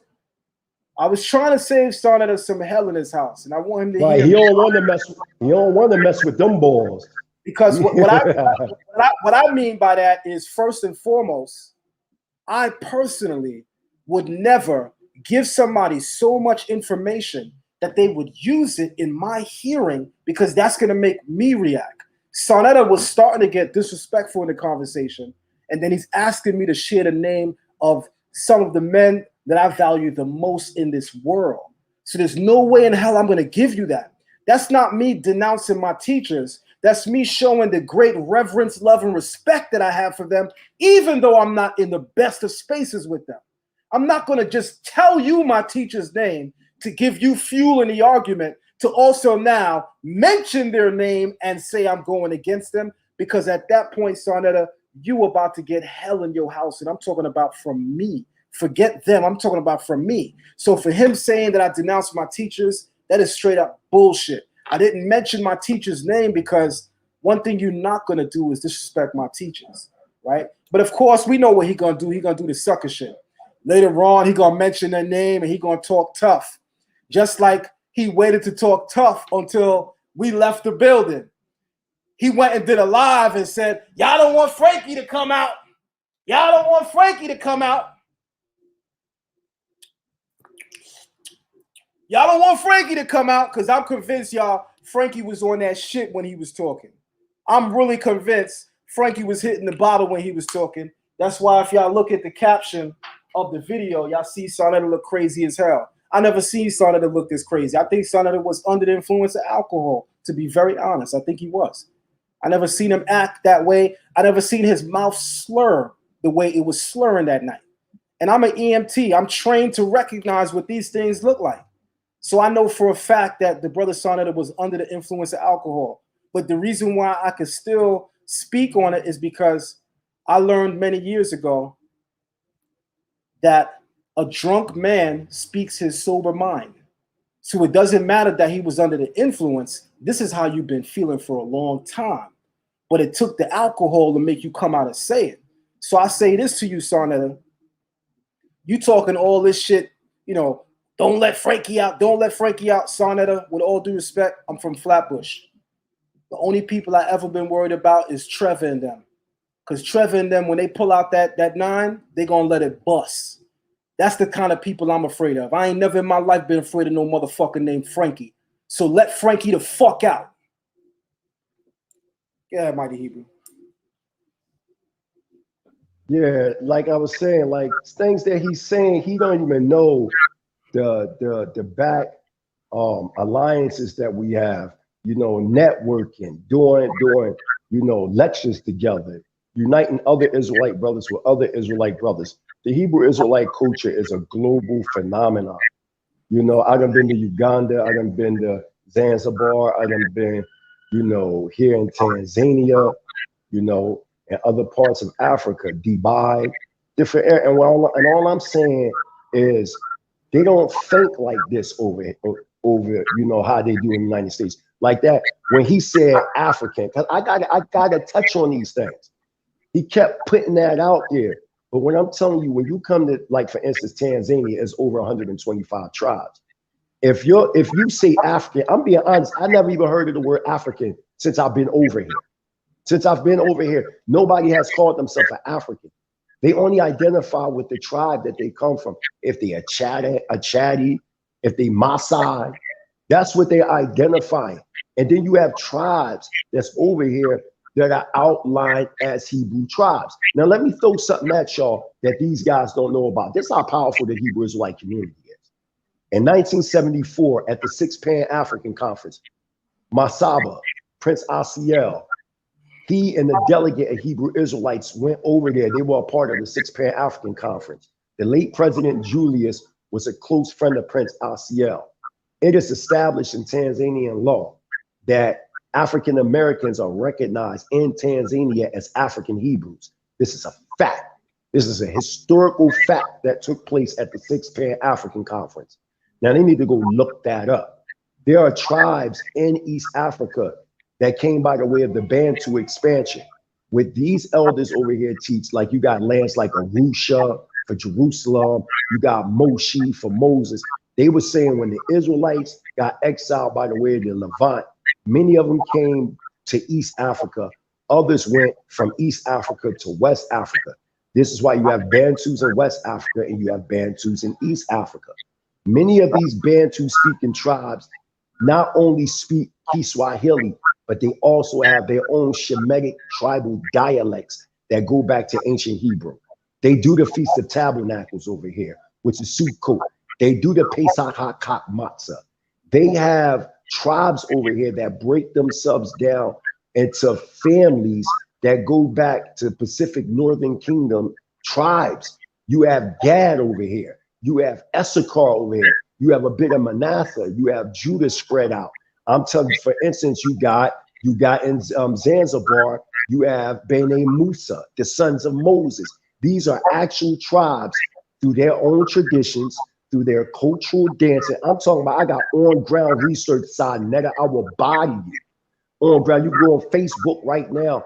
I'm up there in the Mount Carroll, man, Gerald, my wife and them, where they're making coffee, and they have this chant in their ancient Swahili, not modern, but ancient Swahili vernacular. And they talk about how they migrated from the Levant to Tanzania and how they are saying that they are the children of Moses. This is what they're saying out of their mouth. So they're lying too, huh? That's my point that I'm saying with these people that y'all dealing with. Academic scholarship has emboxed you in. Then y'all say y'all Afrocentric. Well, if y'all Afrocentric, why y'all not telling history circularly? Why are you going to Eurocentric scholars getting lineal scholarship? That's my point that I'm saying. Your whole scholarship is bodied just by that alone. If we argue, we make an argument by way of comparative study. How the people over here in Africa tell their stories. They tell them about cycles and seasons. They don't go by lineal dating. So you bodied right there. That's what I'm saying to you. Y'all playing these games as y'all really know African history, but y'all really don't. Then y'all try to make it seem like Africa was like this pan-African empiric society. No, it wasn't. It never was. Stop lying. Stop giving these fake delusions about Africa, man. Y'all ain't even trying to move back over here. Y'all just talking shit. The Hebrews, we've been repatriated. Then you could talk about the UNIA. Wasn't it Rabbi Arnold Josiah Ford? Didn't he write all the schematics and the bylaws? And he was also the musical director of the UNIA. What are you talking about? Your first black nationalist brother don't you know it was the Israelites that created black nationalism? You do know that, right, Sinetta? You do know that, right? Oh, you do know about the very oldest school in the United States is called the Tabernacle on Broad and Lombard South. It's been there since 1901. Don't you know that the Israelites had their own Black Wall Street in South Philadelphia when Prophet William S. Crawley came into what you know as Philadelphia, Pennsylvania? They had barbershops, they had grocery stores. It was the very first like national enterprise ever in recorded history. A fact, man. In 1901 was the first national Passover. Thousands of people all over the United States came that were so-called Negroes. So you saying all these people were just converts? Or did they know in their spirit and in their traditions that they were Yisrael? Come on, you dumb as shit if you think we believe every so-called black person that came over here was an Israelite. How dumb can you be? We don't believe that. We know that there were other tribes that came over. We're not dumb. This is why I'm saying these people are saying that Hamitic tribes and Shemitic tribes don't exist. But in fact, when you look at the Hutu history and the Tutsi history, you fucking see it, man. Stop playing these games as if we don't know what's going on over here and we got people on ground. My historian want to challenge you, and he also just texted me, Zion Lexx. He said, anytime you want him to come on this show, he said, his name is Professor Halili. He is a professor over here, a real PhD, not a fake one. PhD and specializes in Tanzania history and East African history. And he got books out showing which tribes over here are Israel, brother. And he got tours where he can take you to these Israelite tribes, brother. What are you talking about, man? These guys is frauds. They don't know history, man. Thank you for letting that be. Thank you for setting the record straight on that. And you know what's interesting about, going back to that dialogue with Sarnetta, man. Sarnetta kept saying during that dialogue that Zion Lexx was afraid of Tazariak, and that's why he didn't go in, sharing what he had to share. And I just want people to know this. Like, even Tazariak could tell you. Even Daniela could tell you. Even Katazak could tell you. Daniela, Priest Daniela, Captain Katazak, and Captain Tazariak were all there before I got there. They were all there before I got there. As soon as I walked inside of this house, the first person I looked at is Captain Tazariak.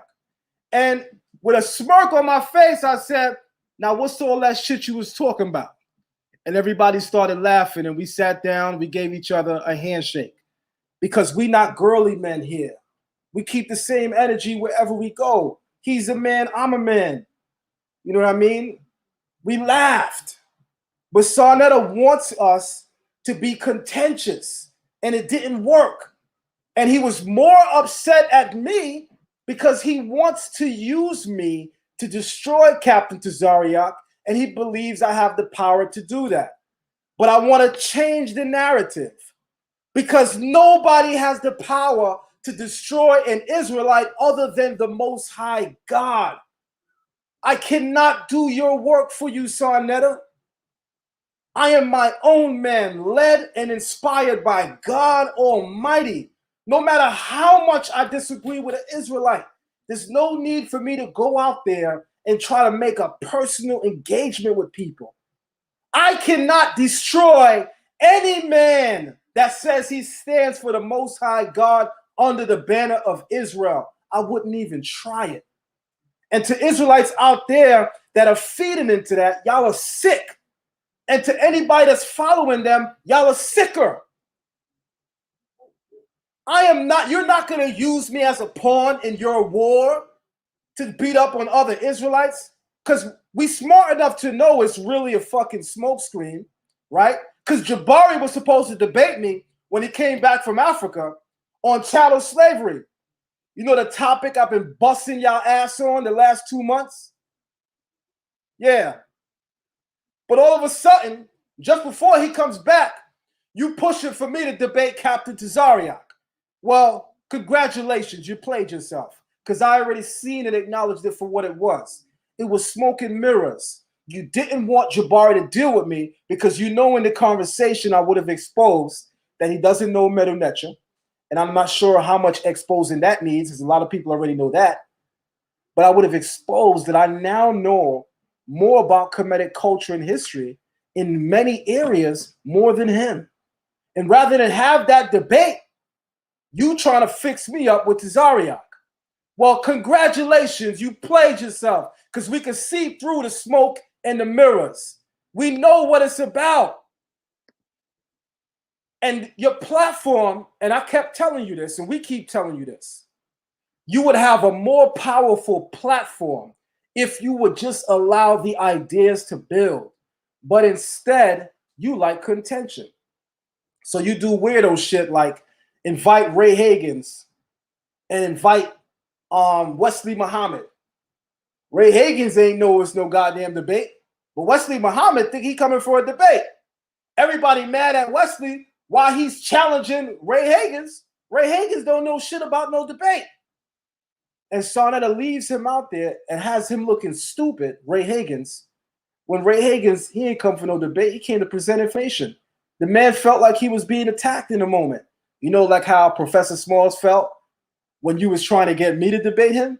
You got a track record of this shit, Sarnetta, because you did the same thing to Professor Smalls. Yet you turned around and used your platform against me, the person you tried to use to debate Professor Smalls. When Professor Smalls left your house, my phone is still here, Sarnetta.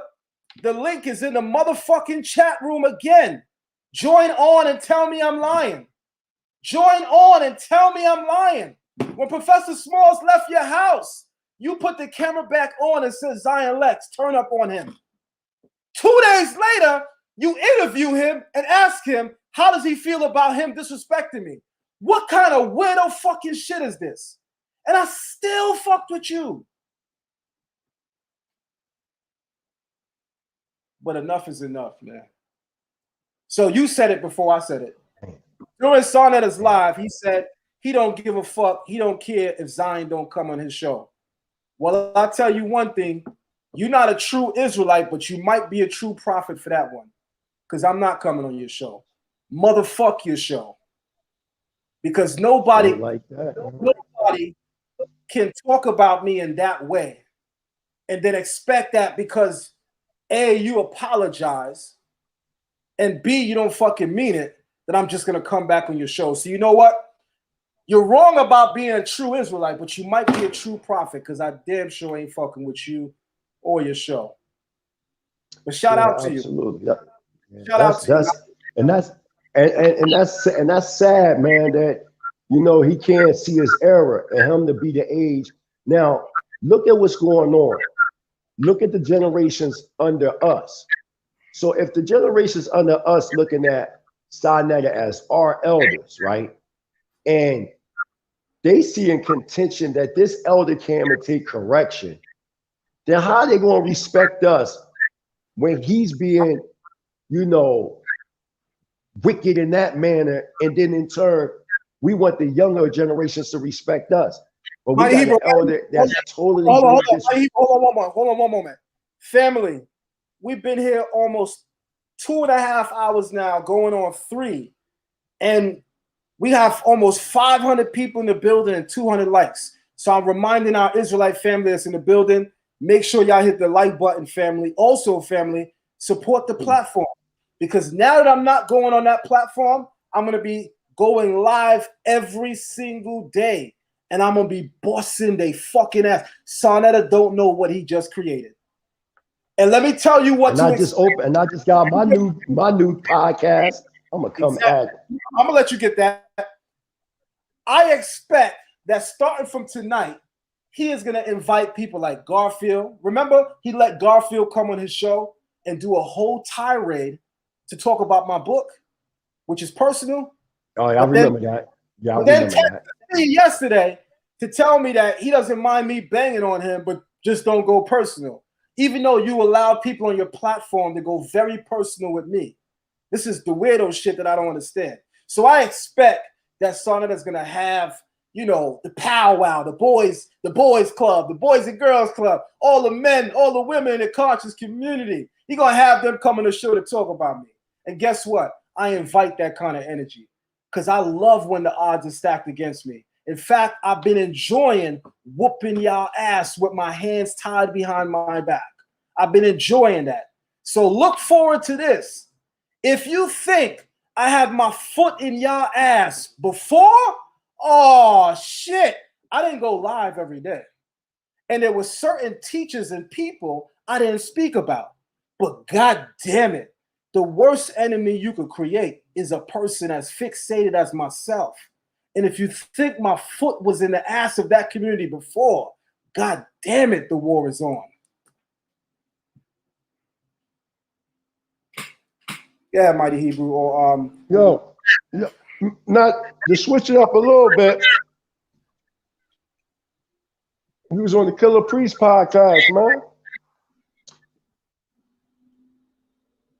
Let's talk a little bit about that, man. Oh yeah, man. So by the way, I see Divine Prospect is still here, and he has a I see Divine. You want to share anything, Divine Prospect, before we move forward in the dialogue?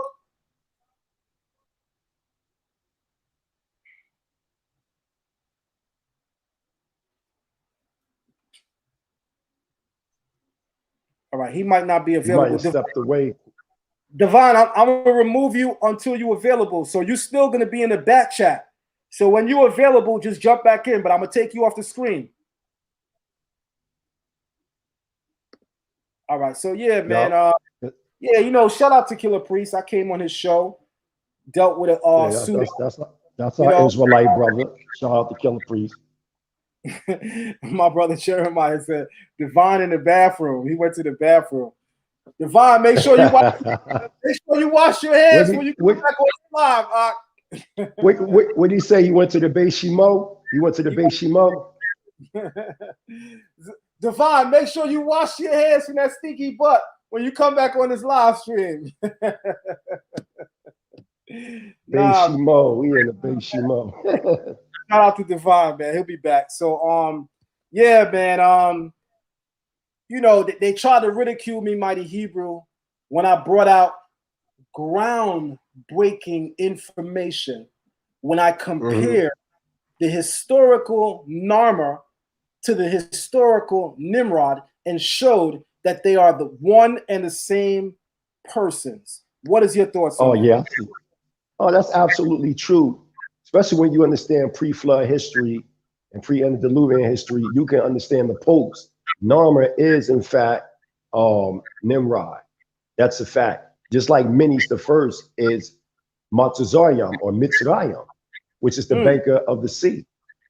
And when you break down the word Mitz and Rayam, it's in banker of the sea. Who embanked the Nile River but Menes the First? But that's a different story, a different topic, right? But yeah, you absolutely correct. Your stance. And what you're doing is academic and comparative study. One that come to me and say, well, Zion Lexx is saying something different from you. If you're dealing with an academic argument, you only can't argue academic things. Then you have other things that might be esoteric within your standpoint and not your personal standpoint, but people that may have a different view. They might say that the pyramids are older. Me, myself, personally, I say that the pyramids don't even have anything to do with the sons of Ham, nor the children of Noah. I say that they existed before that, but that's not the point. The point is you're showing Right. If they have an academic argument with me, I'm not going to argue my pre-antediluvian understanding that the pyramids go 850,000 BCE amongst pre-Shemitic tribes. I'm not going to say that. I'm going to break down the academic consensus. The academic scholarship shows that Sumer is, in fact, older than Kemet. Facts. Period.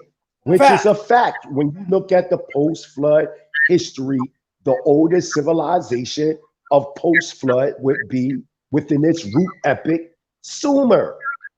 This is a fact. Hold on. Academics. Hold that point for 1 second. Yeah. You guys in the chat room. I want everybody to see this. Everybody look at Sarnetta in the chat room. I want y'all to notice that Sarnetta got a blue wrench. Look how crazy this shit is. Sarnetta is on my platform right now, and he got a blue wrench. So what does that mean? That means Zion Lexx made him a moderator. He's been a moderator on my channel for over a month and a half now, going on 2 months. Meanwhile, y'all, I'm blocked on his fucking channel for 2 months. I don't complain about that. This man got me blocked on his channel. Then tried to tell me, listen to how crazy this shit is. He tells me his moderator, a woman named H. Millette, she went and she found who blocked me because he's trying to prove to me that he didn't block me, that one of the moderators did. Then guess what he tells me? His moderator, H. Millette, found out that it was Garfield who blocked me. And I got the screenshot. He sent it to me. He sent me the screenshot where Millette went into their system to show that Garfield, as a moderator on Sarnetta Studios, blocked me from Sarnetta Studios. So here's the craziest shit about all this. I'm a heavy contributor to information on Sarnetta's channel, but I can't even comment in the fucking comment section because I'm blocked. Yet on my channel, he got a fucking wrench. Somebody tell me, how does this shit work? Is this now weirdo shit? Damn, he got a wrench, Zion. Crazy, man. Damn, he got a wrench, huh? So he can moderate and all that. But you see the love that you showing? You didn't have to do that. You know what I mean? That's why we got to deal with like minds that want the best interest for us, man. You know, this is counter-revolutionary. Anybody that read the COINTELPRO papers to stop the rise of a black messiah who would electrify the nationalistic aims of black America. When you look at them 5-7 points that they talk about in the COINTELPRO papers, one of them is to cause division. So it'll be a disrespect of the leadership, the elders, from the youth. And there's a game being played here right now. This is listen, this to me is deeper than just words. This is COINTELPRO. Now, I'm not saying intentionally size an agent. No, I'm not saying that. I don't believe that. What I'm saying is we have behaviors for being enslaved. We have COINTELPRO behaviors. After the Vietnam War, remember heroin hit New York City, Philadelphia, DC, Chicago, LA like fucking kryptonite. You know what I mean? And it disfigured the black community. And then we hit the crack epidemic, Reaganomics. So, but all this was played by the way of COINTELPRO. But if you look at the behavior, how we deal with one to another, it's so bad. You got, people that's in these inner circles that's calling the feds on one to another. Come on, man. This shit is crazy. Look what this has become. Look what we have become as a people, man. This is included with the black conscious community, Israelites, all of us. We can no longer feed the objectives of those that want to see our demise. And even if that's our own people that's overtly being like, they acting like they working with the system against us. As you were saying, getting stabbed in the back, like how y'all have Vocab Malone. I already bodied Vocab Malone. Bodied him so bad. It was me, Zion Lexx, Chief Uziel, Brother Mike, Imuna, and my lying, Zion Lexx. Am I lying? Facts. We've destroyed them over 4 years ago. So let me throw one more thing at y'all. This is what make your you gonna bring. Look what you do. You bring somebody like Vocab Malone to come at Israel. Are you for real, man? Even his book Obama versus the Hebrew Israelites is fictitious. It comes from a Netflix part fiction, part true story known as Barry. Barack Obama never in his life had a conversation on the street with the Israelites as they betrayed. As a matter of fact, Michelle Obama is the first cousin of African jewelry chief Rabbi Capers Fournier. You do know that, right? Oh, you do know that. You do know that, Barack Obama worshiped many times in his synagogue. You do know that, right? But you sit up here and try to bring somebody that gave a fictitious front because he himself, the racist prick that he is, understands that people are visual. So when they look at that Barack verse, the black Hebrew Israelites, it puts in their mind state, oh, them guys is crazy. Even Barack is against them. But that's a fucking lie. And anybody that would have read his book would have easily bodied Vocab Malone. I don't even know why y'all are playing with this cracker. Oh, he's not a cracker. He's Mexican. Some of us say that. But is he a Aztecian or is he a Spanish conquistador? He's still a damn cracker too. Lying on people, coming at us by the way the 12 tribe chart. Talking about what they trying to, you got to see what they trying to do here. Oh, y'all West Africans. The same fake Canaanite doctrine with that fake ancient watchman. Yeah, I'm glad Zion brought me on. I'm coming at all y'all talking about we fucking Canaanites. You a damn lie. You Jose Veras, you freaking Ayat. I'm coming at all y'all for disrespecting the children of the Most High. And I had to stay silent for a while until I got myself cleared. Now I'm at y'all topper. And I'm saying to y'all, y'all been disrespecting long enough. Y'all disrespect our elders and our communities. Y'all try to use Zion Lexx to go up against other Israel. That's wicked, man. That's wicked.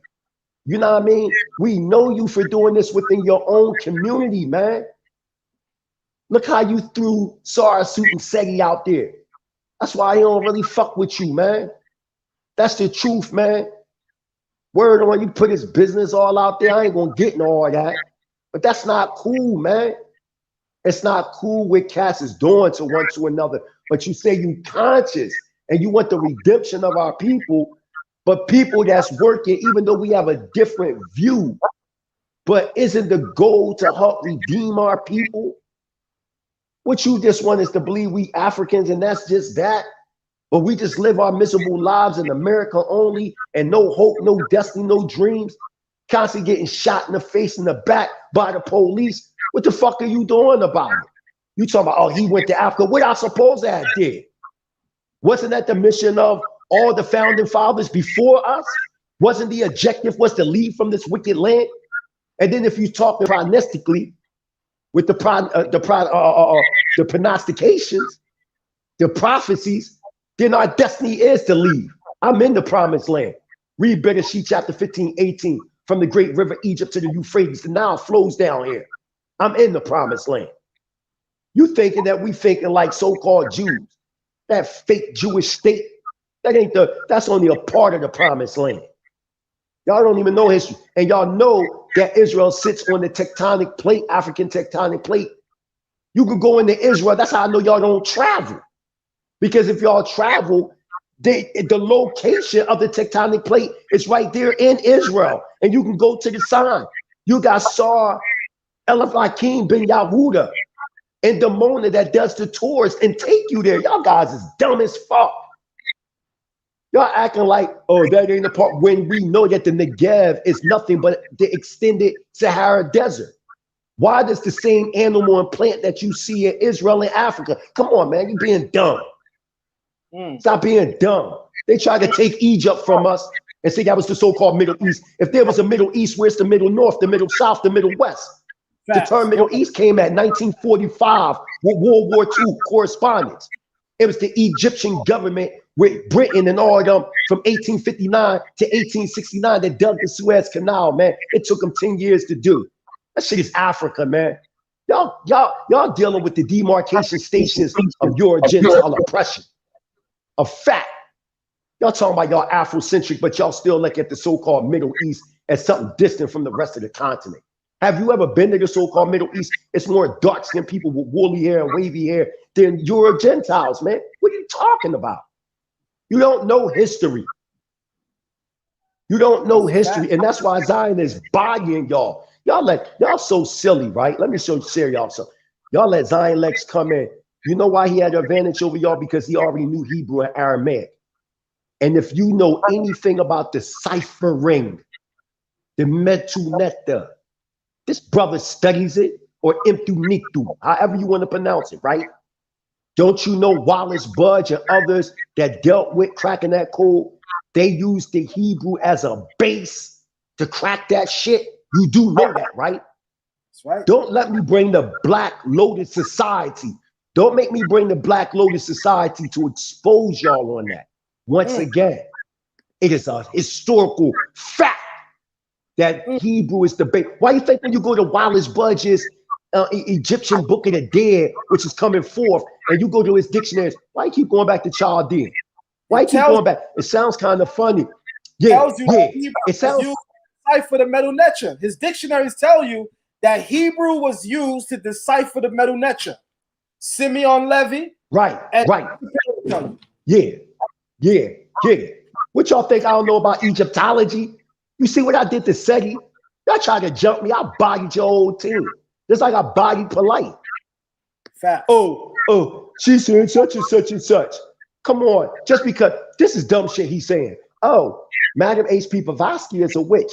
Dumb. I wouldn't give a fuck if she was a warlock. I'm talking about the historical data.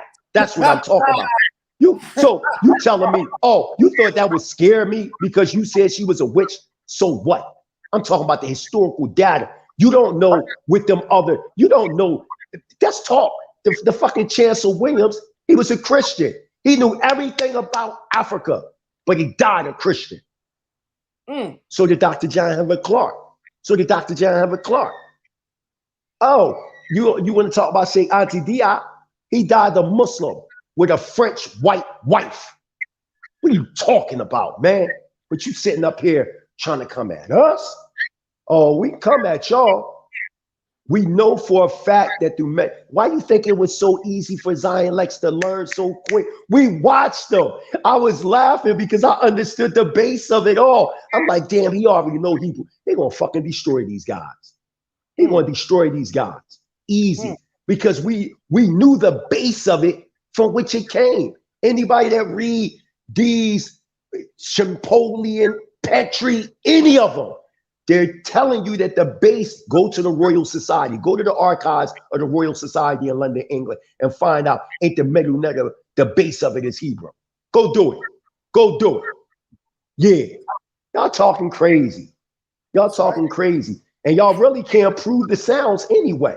How y'all going to tell Zion Lexx, these guys think we dumb? They tell us in their adapt systems that the only ones that knew these hieroglyphics were those that were initiated within their mystery schools. This is what they say out of their own mouth. And in these mystery schools, they get circumcised. That's why I'm saying circumcision from the Hebrews is different. They are proven because the Egyptians did circumcision that we got that from them. Come on, man. My brother right here is a Hebrew. My brother is a Hebrew gematria master.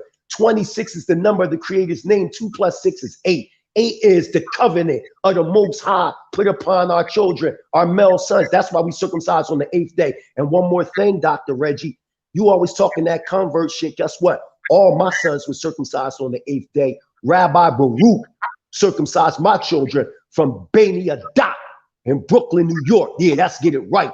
You want to talk about people circumcising all my sons. The only son of mine that's not circumcised was my newborn because he was a preemie. And I couldn't circumcise him yet. But he's finished too. But you acting like we're not circumcising You act like you talking about, oh, y'all converts. You see the disrespect? You want to know why? Because they can't prove that they Egyptian. Facts. So, because they can't prove they Egyptian, they want to, or Kemedi, whatever name you want to call, you want to say basically you can't prove it neither. But that's not true. Because we have groundwork of tribes. You know, they used to call it diffusionism. When tribes would come from one area into another and they would amalgamate. Didn't your master teacher, Dr. Ben, say that an African world major Western religions on page 76? Go get it, nigga. Didn't your master teacher, Dr. Ben, tell you that the Hebrew tribes were native to Africa? Didn't Dr. Ben say that? Didn't Dr. John Henry Clark tell you and Africans in the Crossroad on page 276, nigga? Go get that. Didn't he tell you that there is some body of evidence that the Israelites migrated deep into West Africa and Central Africa and East Africa? Didn't Dr. John Henry Clark say that? Didn't Sheikh Anta Diop go get your fucking teachers, nigga, and bury them from out and dig them up from out the grave and challenge them? Why you challenging us? Just like you try to disrespect Zion Lexx, talking about he denounced his teachers. No, the only one denouncing their teachers is you. Y'all the ones that's denouncing y'all teachers, because y'all teachers said that the Israelites did go into West Africa and they did become the Ashanti, the Fulani. That's what Dr. Ben said. Said it, man. You know he said it. He never changed his stand. Guess what? Dr. Ben died an Israelite. He died in a freaking Jewish home, man. Fuck are you talking about? Why is it that every single year he did things with Beth Shalom in the Bronx, New York, with Rabbi Shalomo and them? You think I don't know the history, nigga? I known Dr. Ben for years. For years. Talking about, man. Watch this. You forgot. Yeah, go ahead, Zion. I just want him to know the history is deeper than what he's trying to convey. We not them regular Hebrews, these new jacks. We been here. We the real OGs of Israel holding this thing down. We the up and coming elders. And as the up and coming elders, we can't let nothing come into our gates. That's a fact. Now watch this. They've been allowing, hold on one moment. They've been allowing, you can hear me? Shit. You can hear me, Mighty Hebrew? You can hear me, Op? Mighty Hebrew, you can hear me?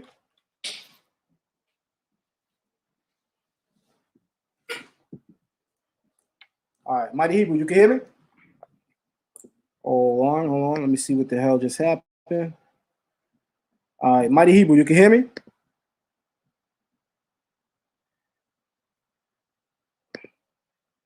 Mighty Hebrew, you can hear me? Can everybody hear me? If you guys can hear me, type of 1. If you guys can hear me, type of 1. That way I could go on. If y'all can hear me, type of 1, y'all.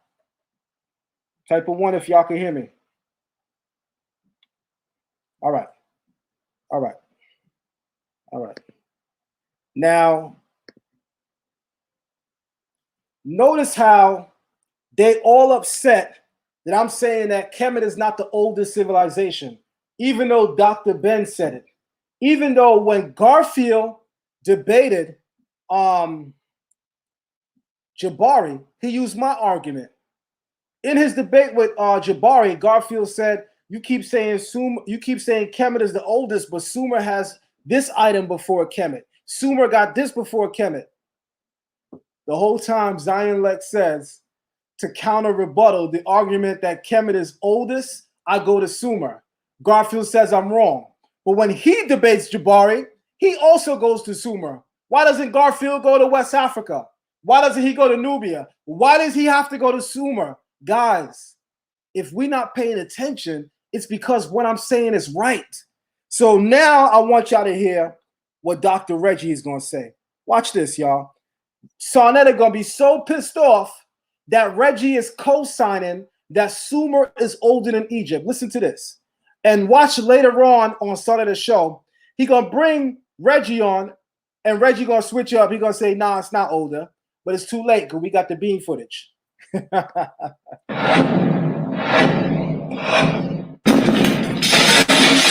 Are you also saying, do you agree with that the 10 Commandments does not come out of Kemet? Are you standing on that ground too? I'm saying that the unfortunate information is that with Kemet alongside was the Hammurabi people were more connected at that particular time with the Assyrians and the Babylonians, and that was also their rule. Most of those 10 commandments are the basic things that humans follow. Do not kill, to honor your mother and your father, right? Or do not commit adultery. Those are things that almost every culture follows. Do you agree, Reggie? Remember, all religions come up out of Kemet. Everyone get their start from Kemet, right? Did y'all just hear Reggie kill Sarnetta when he said you can't say that the 10 Commandments came from Kemet because that's common knowledge that every nation had. Every nation had laws for not killing, not right? Right, right. It does not come from Kemet. They're only 10 points getting us prepared for a greater body of law, statutes, and commandments. So this dude don't know what he's talking about. That has nothing to do with Kemet. Nothing. At all. But watch this. I'm going to use Reggie once more to chin check them. Watch this. Do not commit adultery. Those are things that almost every culture follows. Do you agree, Reggie? Remember, all religions come up out of Kemet. Right. Everyone get their from Kemet, right? The concept of God. No. Oh, man. No. Did Reggie just say no? And some of the civilizations. Did Reggie just say no? Everything don't come from Kemet? That's what I heard. That's what I heard. That's what he said. Mighty Hebrew, the worst thing Sarnetta could have did was play himself and come at us this way. Because we about to be his personal worst fucking nightmare. Watch. Older than Kemet. You already know it. You already know it. Civilizations, and there's older civilizations that are in the Middle East, right? So, in Syria, and so there are other civilizations. They all had rules of conduct and government, right? So when the Hebrews got snatched out of Judea, and where did civilization come first? The Babylonians. You said they all got rules. Where did the government come first? Yeah. How far can you go back and find it in our science? Where do you go back to find it, and which one was here first? Which one started this? Which one where they all come from, Reggie? Come on, brother. The writing. So we have two civilizations that begin to write, right? And in the writings, we learn about the ethical and moral code. So, and the ancient Egyptians knew about those people in Sumer and Haiti. Woo! Did Reggie just said that when it comes to the ethical and moral code, that the ancient Egyptians knew the people in Sumer? Guys, y'all gotta realize Reggie is a slick ass person. He's not gonna come He knows. And just he knows that they got it from Sumer. But if you pay attention, that's exactly what he's saying. Absolutely, absolutely. I'm hearing him loud and clear, and we know crystal clear from what all academia say, Sumer is the oldest civilization. And in our records here at the Mighty Hebrew University, after Noah's flood, we teach it within our records 9,564 BCE. Now you see a group of Black ex-Brahminic South Tamalians coming in, which became known as the Sumerians. This is a historical fact. When you go into the Yuga cycles of these Sumerians, that their history go back thousands of years, way before Kemet. And then we talking pre-flood history. That's why you have Zion Lexx always bodying y'all about post-dynastic Egypt, talking about the Scorpion Kings. See, they don't want to talk about them because they know that the Scorpion Kings go back to Sumer. That's a fact. That's a fact. And that they go back to the Indo. That's a fact. Let's let Reggie close you say out. Something? I'm gonna let Reggie close out. Yeah, let Reg close out. He just got a little bit that Reggie just got a little bit more that he gonna say, and then me and you gonna build. Reggie, come on, brother. The writing. So we have two civilizations that begin to write, right? And in the writings, we learn about the ethical and moral code. So, and the ancient Egyptians knew about those people in Sumer. Let me see if your premise check. As y'all can see, Reggie clearly was letting you know that the idea of an ethical and moral code in Kemet was borrowed from Mesopotamia. Notice he does not say that the Mesopotamians were aware of the Egyptian code, so as to suggest that they borrowed it from them. Instead, he says the Egyptians were aware of the Mesopotamian code. If you're paying attention, Reggie's giving the knowledge to people who are smart. That's what he's doing. And that's why they hate him for that. Reggie been doing this from day one, and they hate him for that because he gives the knowledge to the people who are smart, but the people who are stupid can't read between the lines to see what he's saying. All right, Mighty Hebrew. Kane, I mean, you said it in a nutshell. I mean, my whole thing is this is what's going down. As I was saying before, but I never got to finish that thought, I was talking about diffusionism. So when you have people like Kwame Nkrumah and all them, they start winning their independence. A lot of these people that became like indigenous thinkers, they started to murder the tribal chiefs and elders from the tribes in West Africa that was taking a so-called Middle Eastern approach within their oral traditions. This is a historical fact. This is the same thing somewhat that y'all trying to do, and you can see it with the academic the Black academia world. You know, whether you're going to Howard University, whatever, they try to embox you in this new age mythical understanding of Kemet. It's a mixture of history and fiction at the same time. That's why when you start talking about pre-dynastic Kemet, they get lost. Well, what I'm going to tell y'all, and this is from my stance, is that when you talk about Upper Egypt and Lower Egypt, and remember how they brought it back together, nobody really tells you the history behind that. You had a group of people, 410,000 BCE, known as the Nagas, that came out of southern Tamil and occupied what we consider today Upper Egypt or Upper Kemet. And Lower Kemet, you had a group of people known as the Nakal, or some people say the Nakal Society, that came from an island that was connected to South America known as Wuta. And they started to occupy this specific area.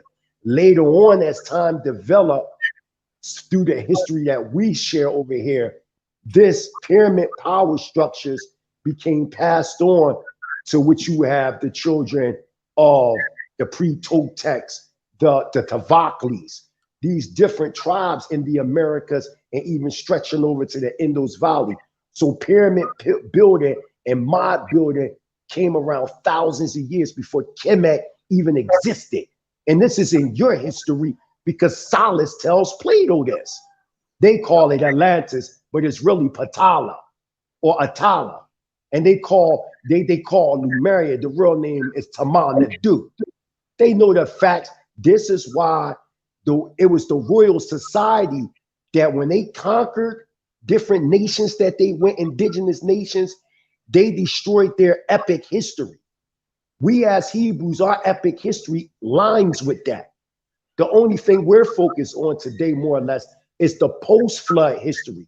That's why Sumer academically today would be considered the oldest civilization after the flood of Noah, which is a historical fact. Facts.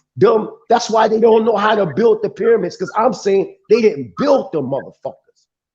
Now, academia says one thing, because we can go into the Egyptian chronology and we know that Petrie say some different shit. We know Russell say different shit. We know Champollion say different shit. We know Bud say different shit. Your granddaddies of Egyptology They all have different views. Asar Imhotep has different views. Huh? That's a fact. I'm telling the truth. I got a video right now on Asar Imhotep's channel where he says, "Are Hebrew Israelites black? Are Hebrews black?" And he says, "Well, sort of, kinda." And in the video, not only does he address that the Hebrews of antiquity were in fact melanated, but he even tells you that the word Africa is related to the Hebrew word Iber, something we've been saying longer than his ass, but he get to say it.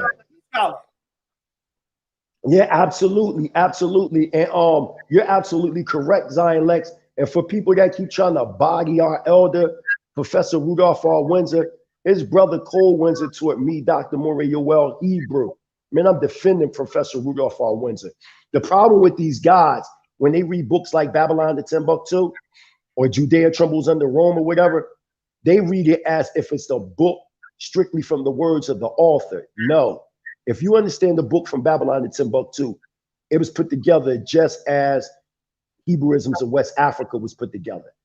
It wasn't the author's words in totality, even though the sum of the book, its mind state came into it.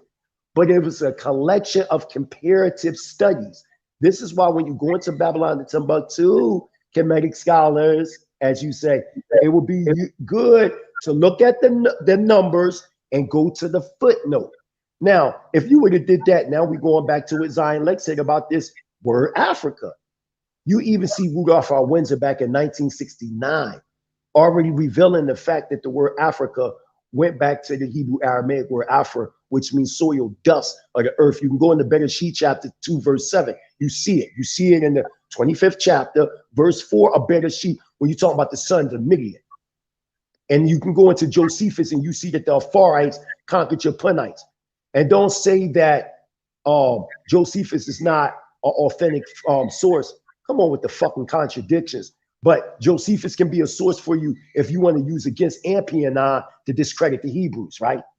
Oh, how you think you know about Manatho? Because of Josephus, correct? So if you can't use Josephus, you can't use Manatho. Come on with the bullshit. Who you think you're talking to?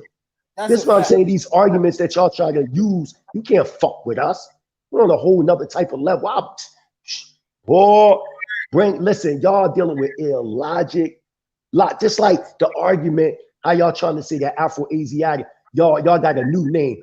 Y'all acting like, y'all running around here acting like that's acceptable within the academic world. Who y'all think y'all talking to? Oh, we don't call it Afro-Asian. This is the type of shit that Ankh and them be saying. I'll rip you apart. You run around talking about, oh, they don't use the term Afro-Asiatic no more. Who? You mean you? Facts. Not in the academic world. They still use the term Afro-Asiatic. You haven't used any type of, you ain't proved by the way of groundbreaking body work, showing what you saying is true. You trying to branch off because you have a problem with the Hebrews being black. That's your problem. That's your problem, because you going with that Jewish man. You better get the book Israelites and Jews, A Significant Difference by our Kohen, a respected man. Kohen Mikael Ben Levi that came out of Hashava. In 1978, he left from Brooklyn, New York. He's from Brownsville. You got the right Hebrew. And I'm from Philly, and I'm telling you New York history. What you talking about? Right. While we on it, let me give a shout out. Mikael is from, yes. While we on it, let me give the shout out. Shout out to Kohen Mikael Ben Levi, formerly of Hashaba, Israel. Hallelujah. At one time, he was the number 2 man to Kohen Mikael Ben Levi. Kohen Mikael had a vision of expanding the Israelite community here in New York and in the diaspora. And he said to Kohen Mikael, I'm going to need you to go to South America. I want you to go to Guyana. And as a real honorable man, as a real honorable brother, Kohen Mikael didn't say, nah, man, I'm chasing the ladies, or nah, I'm doing this. Kohen Mikael said, Cain Kohen, I'm going. Yes. And he went. And since then, the community of Guyana been thriving since about circa 1978. Shout out to Kohen Mikael. Kohen Mikael is one of the baddest Hebrew teachers out there. Kohen Mikael. Man, I'm saying they a body. Y'all scholars, art scholars, are body your scholars. Yeah, I'm saying it. I'm being bold enough to say it. Kohen Mikael Ben Levi, the late Sar Levy from Beit Hetzabah, freaking Zaquin Ishkael, Elder Ariel. What are you talking about? Chief Simeon for Benaz Zakim with a Chief Simeon. Oh man, all them dudes, all them elders from Benaz Zaquin from Chicago to New York would have bodied them dudes. From oh my God. Principal cleaned them up. Principal cleaned them up, man. Listen, man, you would have caught Prince Apora in his young days. Come on, man. Man, it's things we can't even talk about on this joint. And we not. That's a fact. You see, the difference is, brother, you and I have great lineage, right? We didn't learn about, this is no shot at anybody who did, but I just want to make a difference. We didn't learn about being Israelites on Facebook, Instagram, Twitter, YouTube, MySpace. We was doing this before all of that. Before all of that. Yeah. When you traveling, we sat under the feet of these elders. We sat under their feet. How you gonna come at us? Come on. Your master teacher. Listen, man. Your master teacher, Sarnetta, is Dr. Khaled Muhammad.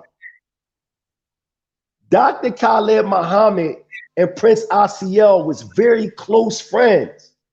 That's my Saba. He took your master teacher to Damona with Farrakhan. Do you know who Farrakhan's spiritual advisor was? Ben Ahmed. That's a fact. He said continuously out of his own mouth, vice versa. Do you understand the connections that we have and the things that you doing, man, to hurt connections? The Crown Prince's godfather is Farrakhan. That's what I'm saying, man. Like, you need to stop doing what you doing, man. Like, I deal with the Nation of Islam closely. These my brothers. I eat with these brothers and sisters. I deal with the Moors. Zion Lexx deal with the Moors. We ain't never have crazy contention in our communities like this before. And we had differences then. But it never came to the point, man. Huh? You think Dr. No, what you say, my lord? You think Dr. Reggie ever taught in the Moorish temple? You think polite? You and I have actually taught in Moorish temples. Yeah, we taught in Moorish temples. I taught in, listen, let me put y'all, look, y'all don't even know. Dr. Ali Muhammad. He from Philly. We both from Philly. Okay? He had a real school. He had the Islamic Academy on 16th and Cecil B. Moore. We had our school, the Philadelphia jurisdiction of the Kingdom of Yah on Germantown and Shelton. I know Dr. Ali Muhammad personally. The first Islamic school I ever taught out of about us being Israel was, in fact, Dr. Ali Muhammad School. A fact. I know these people personally. I know A.A. Rashid. I know all these people. Blue pill, red pill, all of them. All of them. They know how we move. All of them. What about our elders? Let's talk about the Israelite stones from Chicago. Oh, you didn't know that Jeff Ford teacher was in fact Israelite. Nasi Yah or Yaakov from Bnei Zaquin. Did you know that though, right?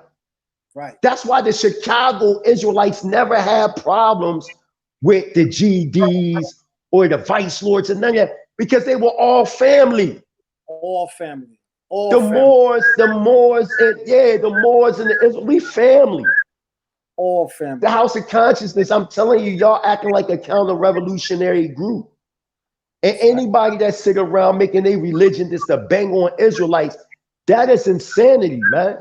That's a fact. You talking about you bang, you try to call Rob Bourne as if that was credible to say, oh, do I be banging on other people? Everybody know if we had the balance scale, nigga, you be locked the fuck up or executed figuratively.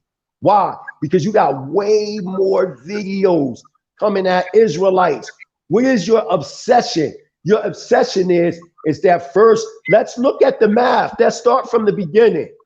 First, it was a bot. You had a thing you put together called the House of Israel versus the Nuwabians.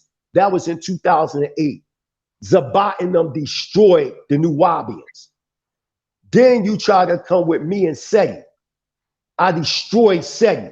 I disappeared, right? Then you get Nasi Yashavel. Then he body Seti. Look at this. Let's look at the stakes. Look at Zion Lexx coming up in there. Look at going in there, one-man army, body Shaka Akmos. Went into the Kemetic conference, disrespect your powers. Fuck them Kemetic powers. That's the problem with our people. Worshiping the ways of the other nations. Fuck that, man. Captain Tazariak, you know how many times he bodied polite? You know how many times academic-wise, Divine Prospect came in there and destroyed y'all teachers? What about Yahweh Self? Deacon Yahweh Self from GOCC? The presentation he did against Kemet? And that's not talking about the documentary that James Carcel put together. Come on, man. These cats was bodying y'all. You know how many times Zion Lexx bodied everybody that y'all brought to the forefront? Y'all stupid. You kept saying, oh, he gonna be in the Kemet. I'm laughing my ass off. I said, you're dealing with a grown-ass man. You think my brother going to denounce the power of the multiverse for you? They don't know fucking artifacts. They don't know what the Trojan. Y'all are. You're dealing with intellectual masturbation. Y'all taking lineal history and trying to make it seem as though this is actual history.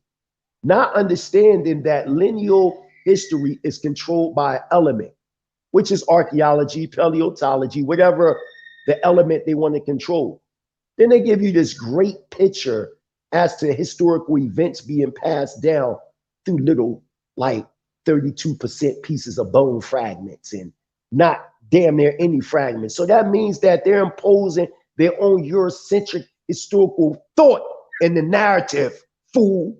You think I would let academia box me in, to box you in, nigga? Are you crazy? I deal with ground footwork, nigga. You got the right Hebrew. Side nigga, know I'll body them dudes. And then I personally don't like them because they really don't like me. Facts. So I don't really give a fuck. But academic, if you try to come to me with any Eurocentric scholars, you can't say they came and destroyed history. This is what all your writings say. They destroyed y'all history, but then go back to Europeans and saying that they piecing y'all history together. Come on with the stupid shit. Who you think you talking to? You would go to the same man that enslaved you to save you? Come on, y'all got house niggas that the Willie Lynch. And don't try to tell me, oh, that's not a real document. Come on, nigga. We talking about the social construct of it. I don't give a fuck if it was real or fake. So you can't come to me with none of that. I'm a mystic. I believe in everything and nothing at the same time. You can't deal with me. You're not on the level of where I'm at. Mentally, spiritual. That's why you're still in captivity. Arguing at people at Zion Lexx for giving you real academic scholarship. You wanted academic scholarship. The teachers that you tried to say that he denounced when he didn't, you fucking right, I'm mad. Because we sat under these teachers. We love these teachers. These were fathers to us, man. And for you to say, oh, he denounced, that's why I came on the line, to make correction.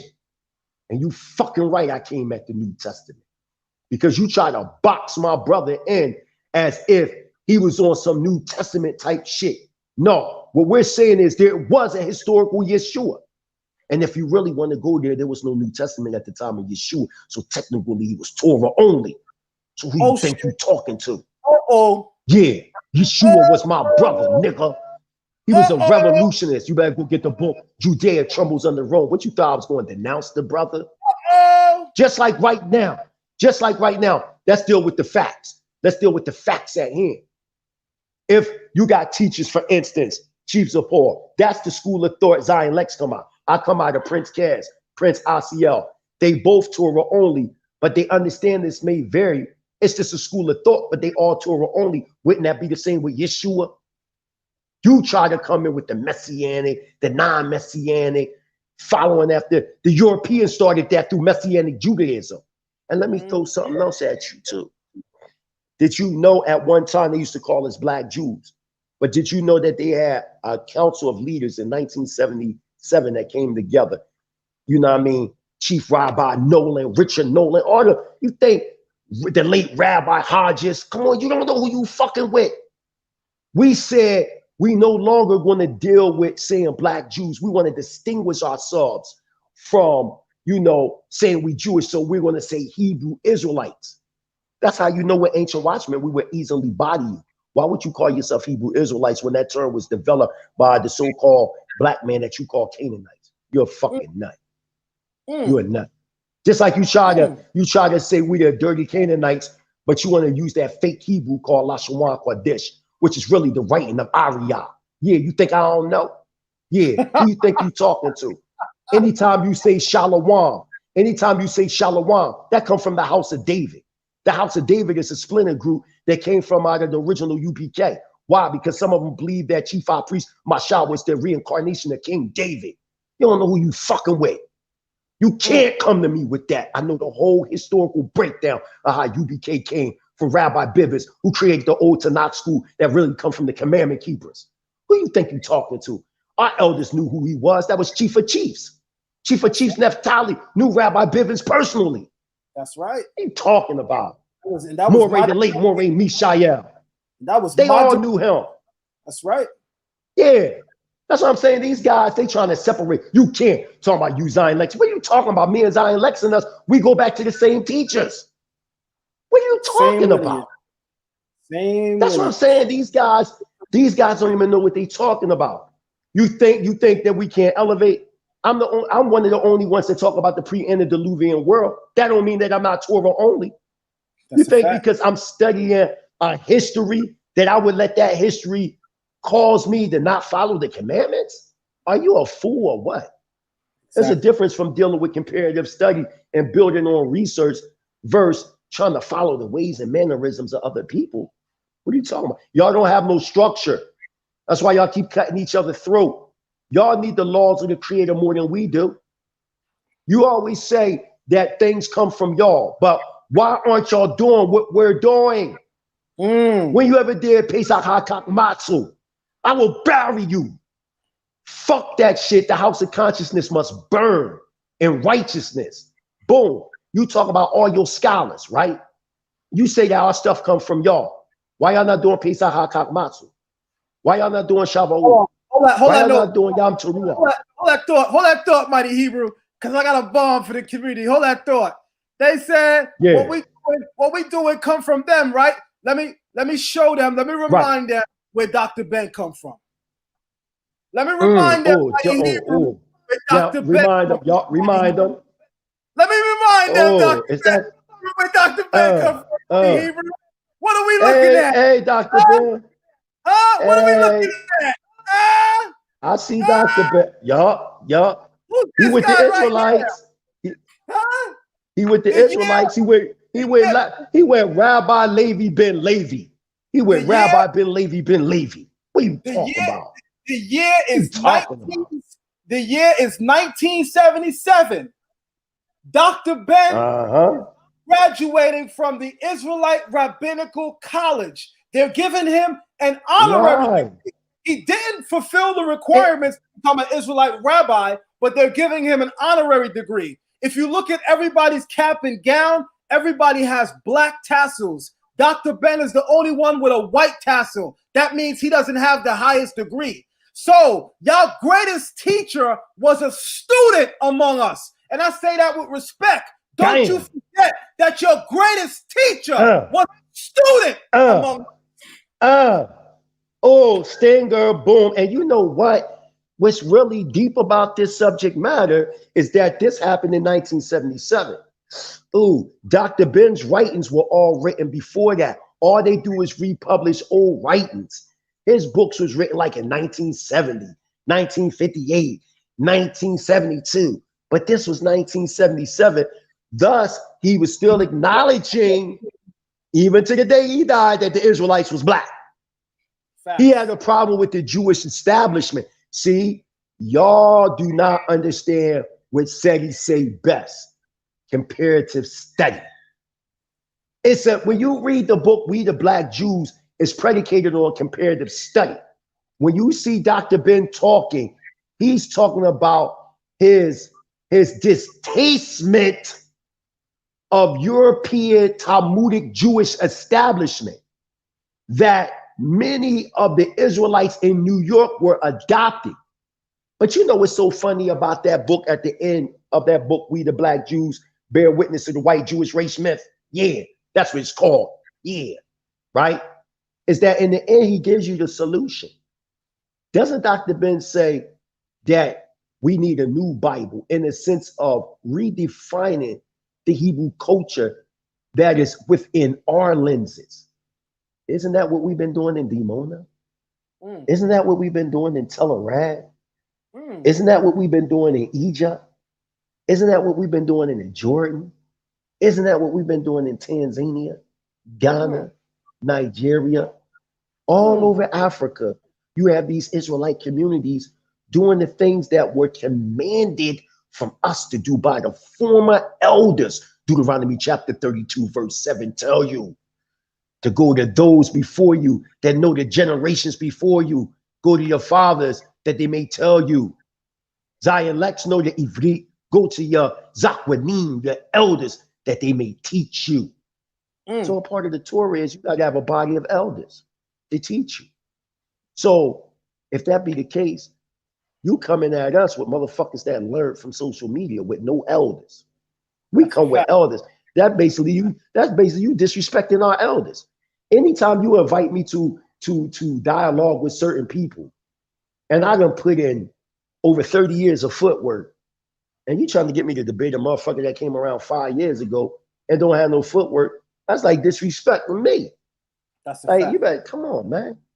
That's a don't fact. I always say? Let me go into this real quick, buddy. Yes, they sir. like Yes, sir. be anti-African, right? I visited the Schomburg Museum over 7 years ago. Yeah. I was able to view the personal archives of Rabbi Matthews, who started the Commandment Keepers in 1918. Long before anybody was walking around with a ponytail saying Kemet, long before people was holding arcs, the Israelite community was already in effect and part of the Garvey movement. This, you can go right now to the Schomburg Museum in Harlem, and you can look at the personal archives of Rabbi Arthur Wentworth Matthews.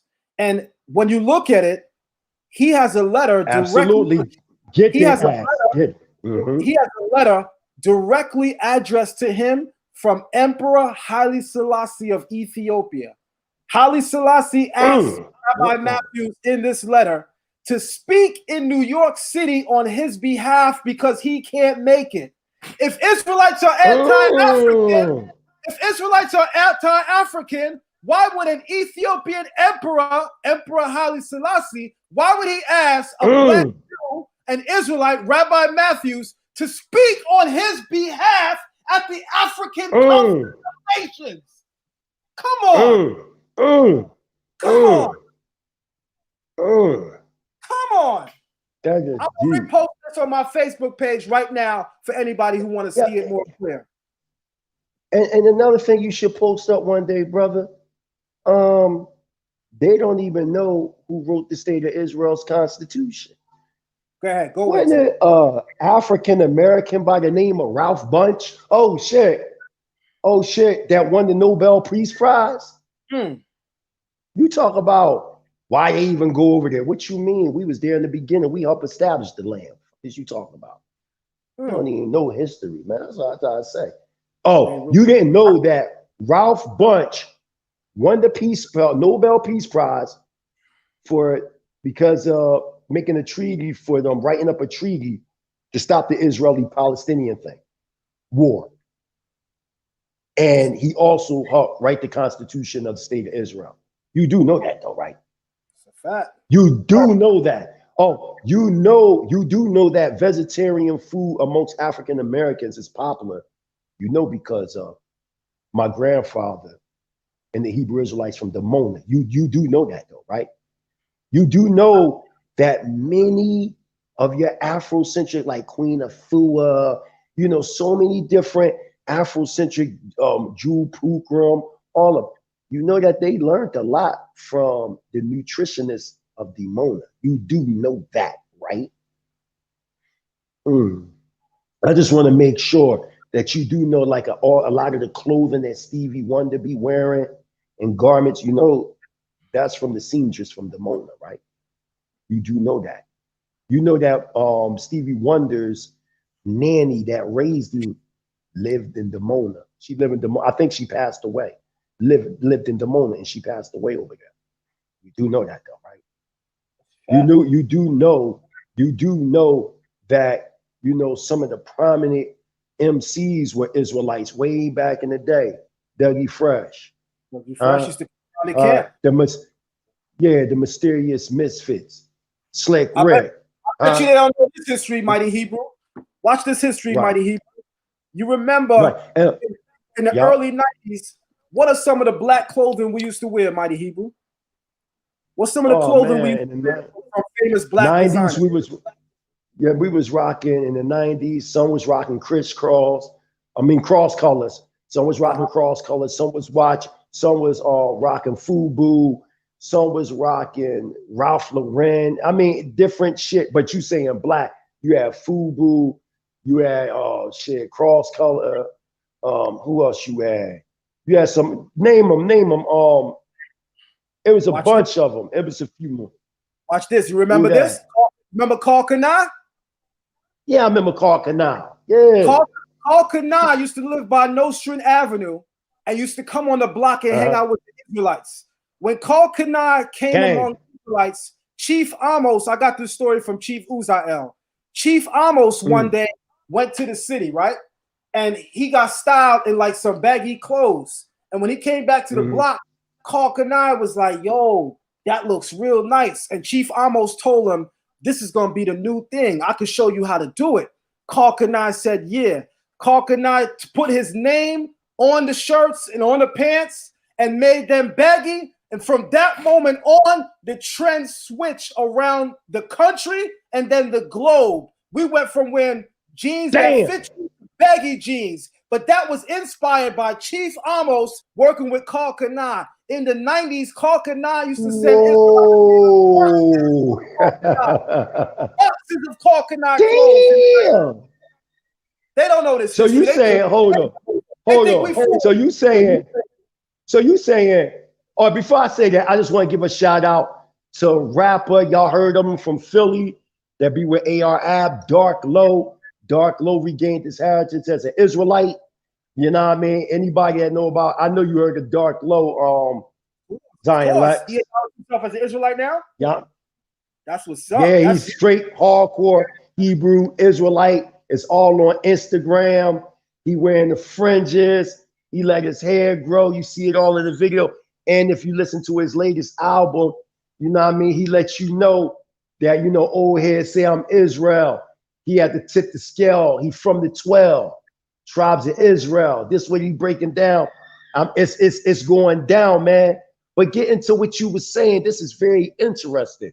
You're saying that the way that we wore our baggy jeans, the way that Carl Kanai designed it, he got that from Chief Uziel Peoples?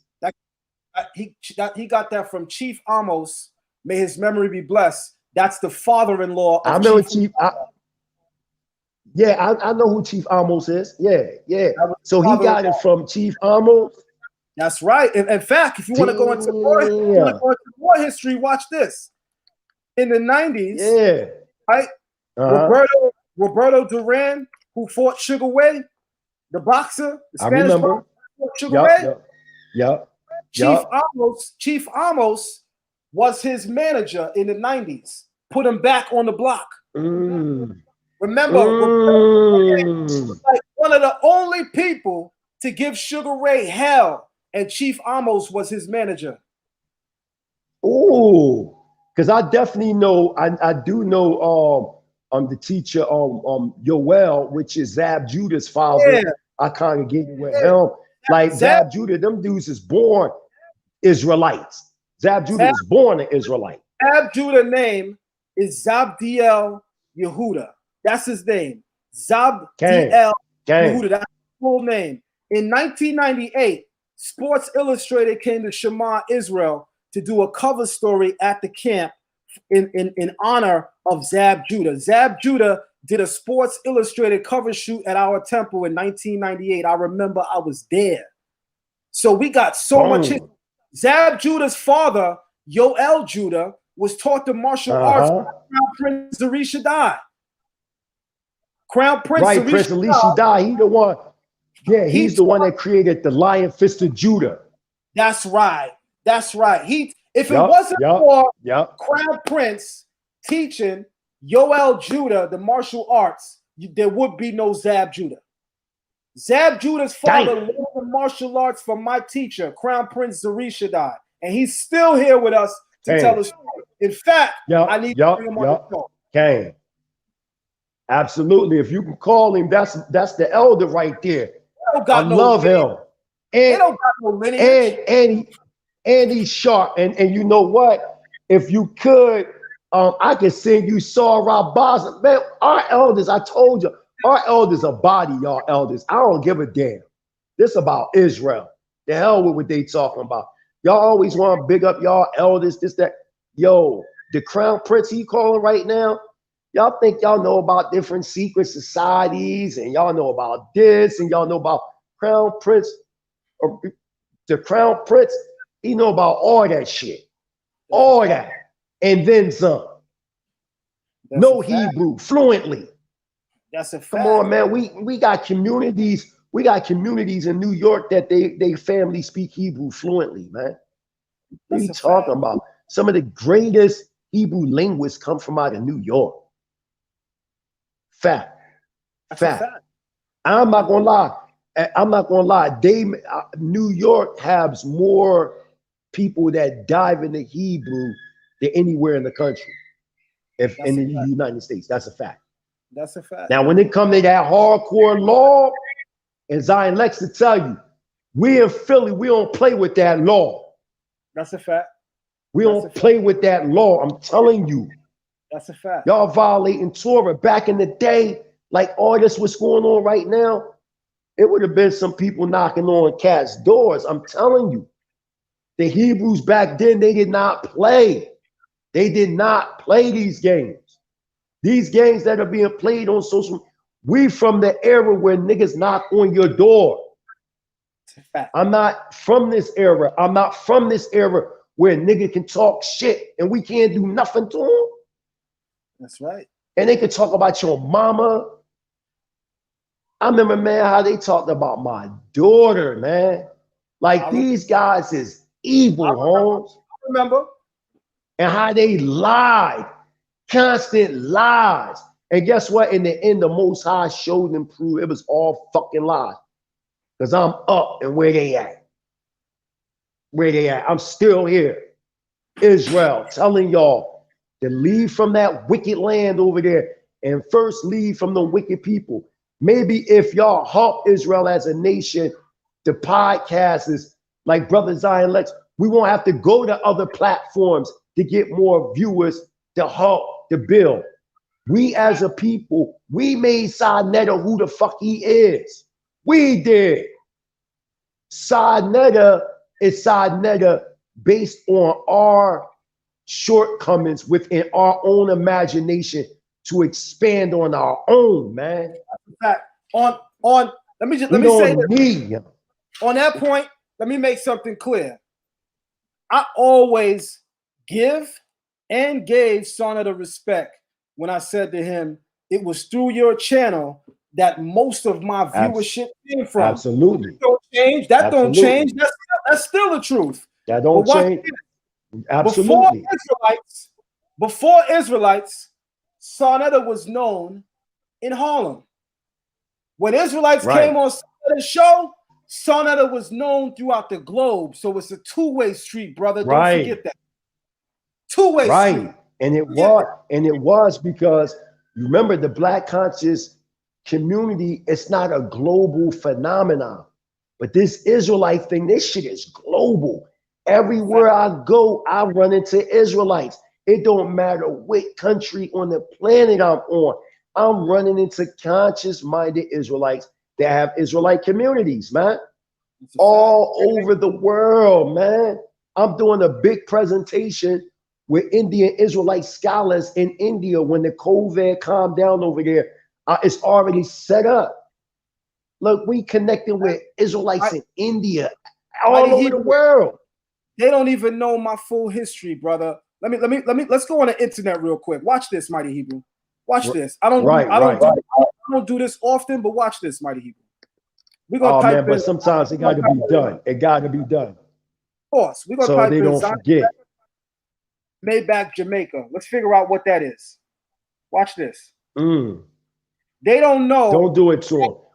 They don't know that from 2009 all the way up to 2013, I was moving heavy with Rick Ross, Maybach Music.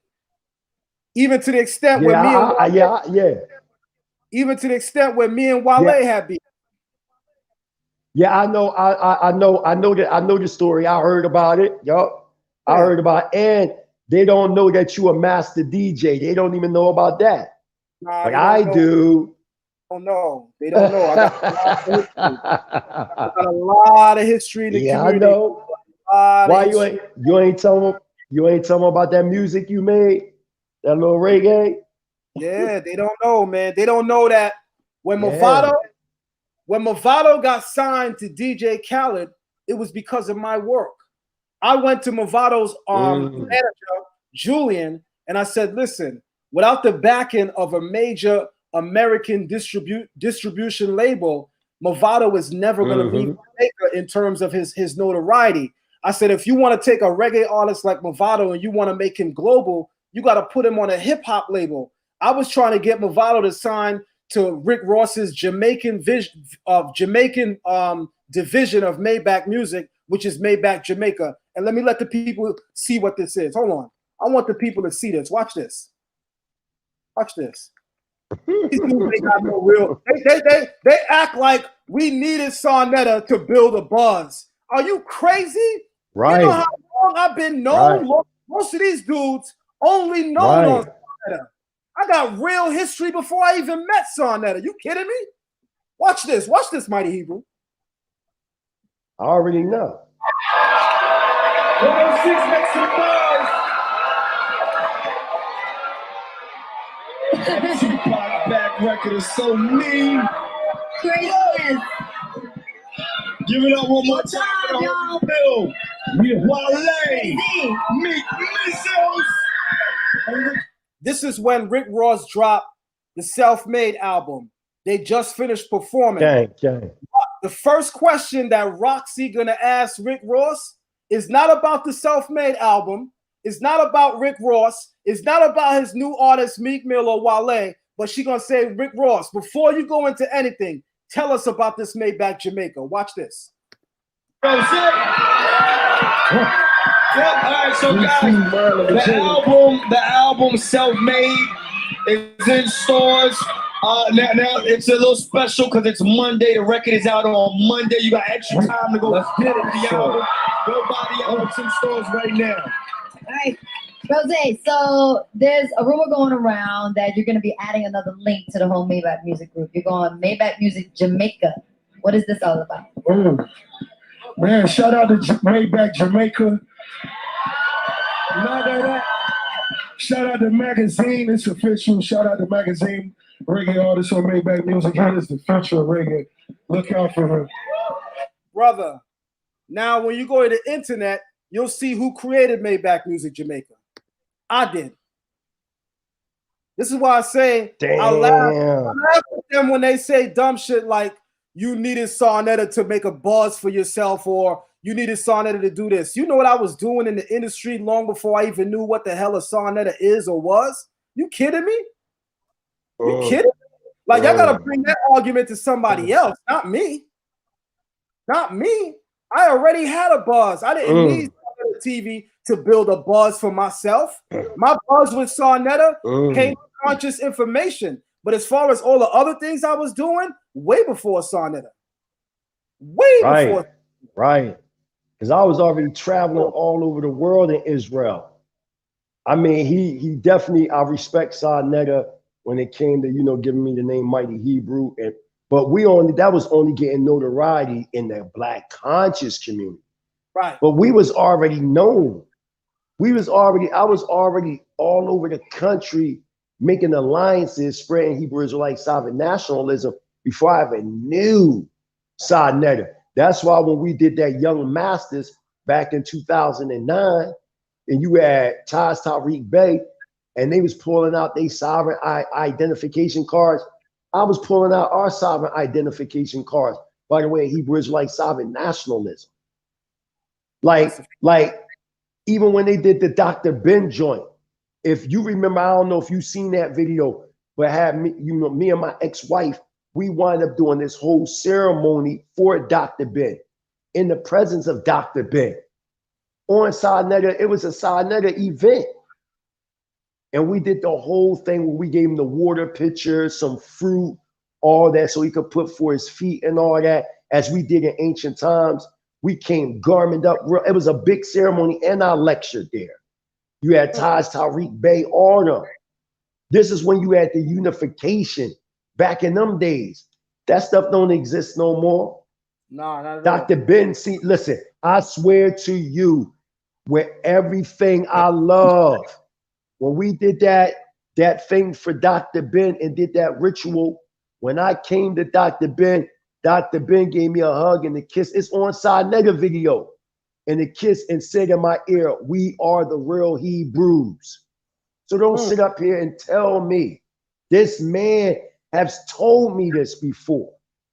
This man has told countless Israelites in New York, even at his old age, that we were the Hebrews. That man was still going to synagogue to the day of his death, man. He was getting nurses and different people to take him to the Temple Shalom in Bronx, New York. Say I'm lying. Say I'm lying. Like, come on, man. Y'all causing all these divisions. Y'all trying to make it seem like, listen to this shit, Zion Lex. They're using Dr. Ben name, Dr. John Hammett Clark. They using all these people's names as if they were like against us or hated us. But the evidence shows in their lifetime, they was consistently working with us, not against us. So they're lying on their own elders. Just because the elders, certain elders on the side may have had a disagreement with us, but it wasn't to the point that they didn't deal with us on levels where we made alliances.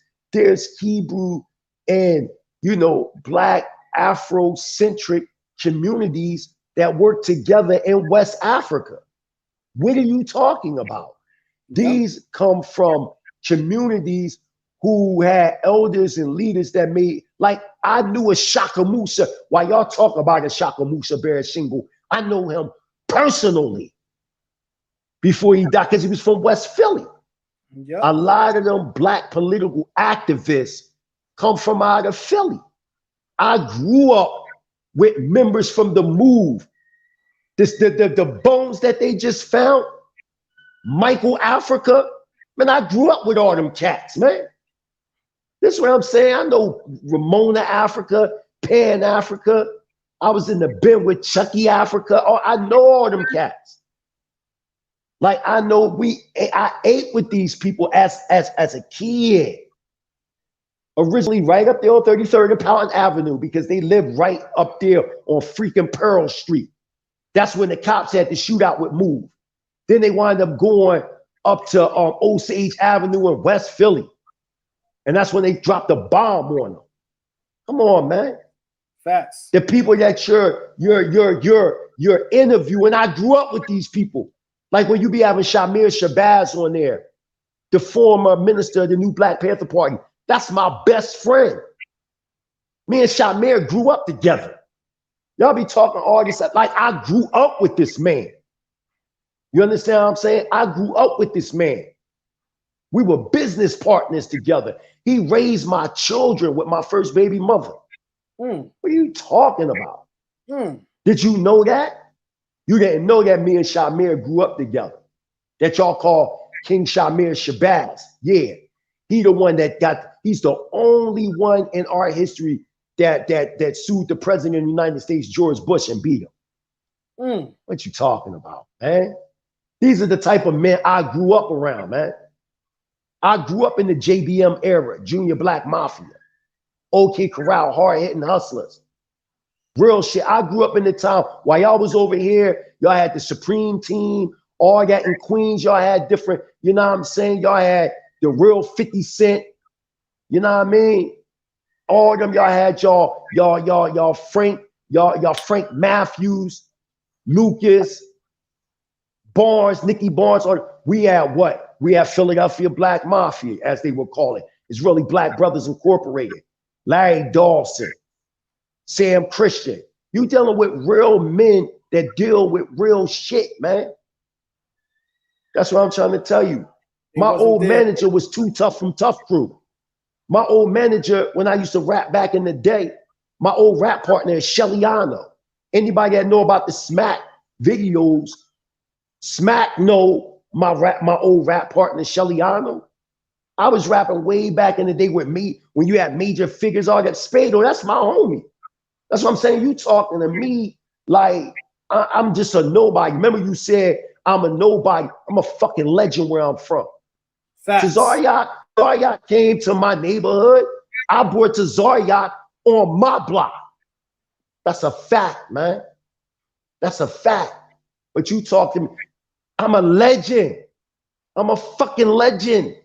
Not because, I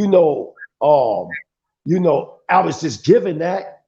It's because the Most High deemed it as so. And I respect you when it comes to giving me my name, but you really didn't give it to me.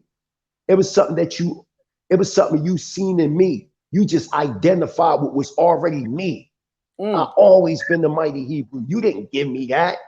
You only identified and labeled something that you seen in me. So in essence, the mighty Hebrew existed already. You just identified and labeled something that you seen in me. What are you talking about? So you don't create thoughts. You only receive them. Your thoughts come from the Azulegic world of existence and pure will. I'm on another level. You haven't created anything new. That's why Shalomo said there's nothing new under the sun. You think you doing something new that nobody seen but you? No, man. It's time now to grow and be the real revolutionaries that we support, or really evolutionaries, or emanated ones, however you want to label it. You say you God, but you say the black woman God, but she went down to a monkey the other day. You see the contradictions that keep popping up. So that's why I can't work with you. Even the New Testament says a double-minded man is unstable in all his ways. That's for my Messianic brothers. That was a true consummating equation. You do know that, right? I'm talking about abstracting the principle from Yeshua. If I told you Yeshua was a Buddhist, would you believe me? But you don't know the history of this historical man that's missing 17 years of history, that you can go into the Tibetan monks and they got manuscripts of Yeshua being there and then going back to Jerusalem. Different story, different topic. I'm on a whole nother level, man. You can't fuck with me. You thought you could. You took academia and replaced it from the oral traditions of your ancestors. That's a fact. Why would you do that? That's a fact. Why would you discredit the oral traditions of your ancestors for some cracker shit? And then say, we're pseudo, because we want to follow what our ancestors laid down for us. That's on you. That's your fault that you became counter-revolutionary and you don't want to deal with that stuff is not true. Just like y'all lie and say that the Kemetic people, they didn't believe in a higher power and all that. Come on, who you think you talking to? Every nation on the planet acknowledged some form of a pantheon or some form of henotheism or monotheism or polytheism, whatever they all acknowledge something greater than themselves. That's a fact. Then you acting like they ain't believe in the fucking afterlife in the underworld. Stop lying. Stop putting new age mysticism. This is all you got to say is, yeah, they believed in that, but they was in a certain mind state at that time.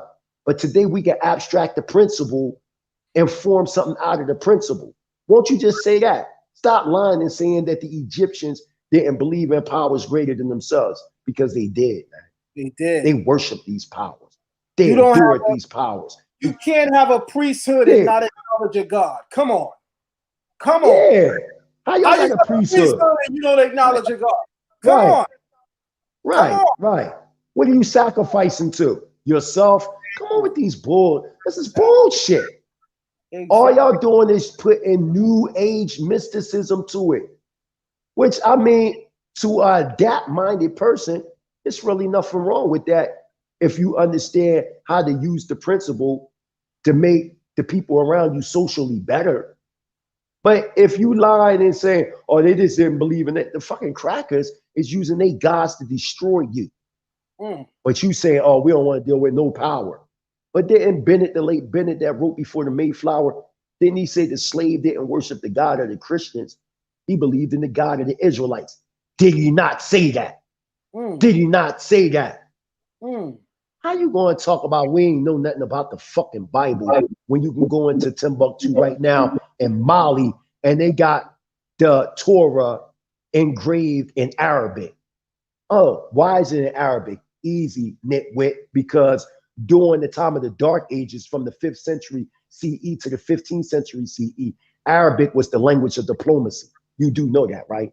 And the language of trade. So naturally, it would be in Arabic. So my whole point is, when the slave master came, right? You thought this was the first time they heard the scripture? How would that be the first time when they had them in Arabic? Then in the book Black Love, The Forge and the Flame by John Lavelle, didn't they say when the missionaries and the slave catchers and all that, when they came into Mali and they was talking to us about King David, Solomon, Moses, didn't it say that, you know, when we was talking about it, we were surprised, us, meaning us over there, we were surprised that the white man and other people even heard about it. And the way that we was talking about these people, we was talking about them if they was related to us. You do know that this is in archives in Timbuktu. You do know that they have records in Timbuktu right now that they just over 25,000 books, right? Talking about the Israelites in West Africa. You do know that, right? But they all written in Arabic. You do know that, right? Huh? Who you think you talking to? What's up? What's up in Senegal? They found the Hebrew kingdom known as Lam. What's up with that? Let's talk about that. Watch this. You Watch sit back and say that you know fucking history. Yeah, get these niggas. Let me jump in and go to work. When I sat down, go to work on it. When I sat down with Baba Mfudiji, I talked about circumcision. Now, I just wanted to know from him, from the eye view of a Kemetic teacher, what is the purpose of circumcision? And if y'all notice, he really couldn't give an answer. But he did say, we had it before the Hebrews. And I said, okay, there is a scenery of circumcision in Kemet, which dates back to 22,000 BC. And that's before there was the Hebrew nation, that's for sure. But watch this, Mighty Hebrew. Watch me go to work. Because there's something called the battlefield palette. The battlefield. Oh, shucks. Yup. The battlefield palette dates back to 3100 BC, and it shows you Asiatics being captured and enslaved by Egyptians, and the penises of the Asiatics are circumcised. They are circumcised. This is the year 3100 BC. So you can go to Kemet and you can find a picture of Egyptians circumcising themselves before you find Hebrews, but our ancestors been circumcising themselves. How about that? How about that? Boom. That wasn't even a bomb. That was like total destruction. That was the effect from the bomb. Damn, that was murder right there. And that even aligns with what Herodotus said, because didn't he say that the Egyptians got it from the Cochins? Cochcins. And when you study them, for you vocab alone, talking about they go back to Georginia. What are you talking about? You're an idiot. They go back to the Indus Valley. Do your fucking research, man. You fucking idiots, man. I gotta say it like that, because what they do, Zion, Chief Abdiel, is they try to get weak link Hebrews. They'll be like social media Hebrews that really I'm not dissing them, because everybody's circumstances ain't the same. And we more or less now in the information age, whereas though they done made the elders obsolete. So a lot of these cats, they don't have a body of work under them. So they get these weak, feeble Hebrews to try to represent the nation, and then they go in there and get bodied. But then when the real scholars like myself, yourself, and others come into play, they don't want to taste the whip from Dr. Sar Kajriel Ben Yahuda, Dean of the School of the Prophets Institute in Dimona, Israel. Why? They don't want no work from that scholarship bodied over there in Dimona. They don't really. Did you see? Let's just keep it real. I watched it clear. Did you not see what Moray Kananya did to Reggie? Come on, man. Come on, man. I mean, come on. That we need to talk about that.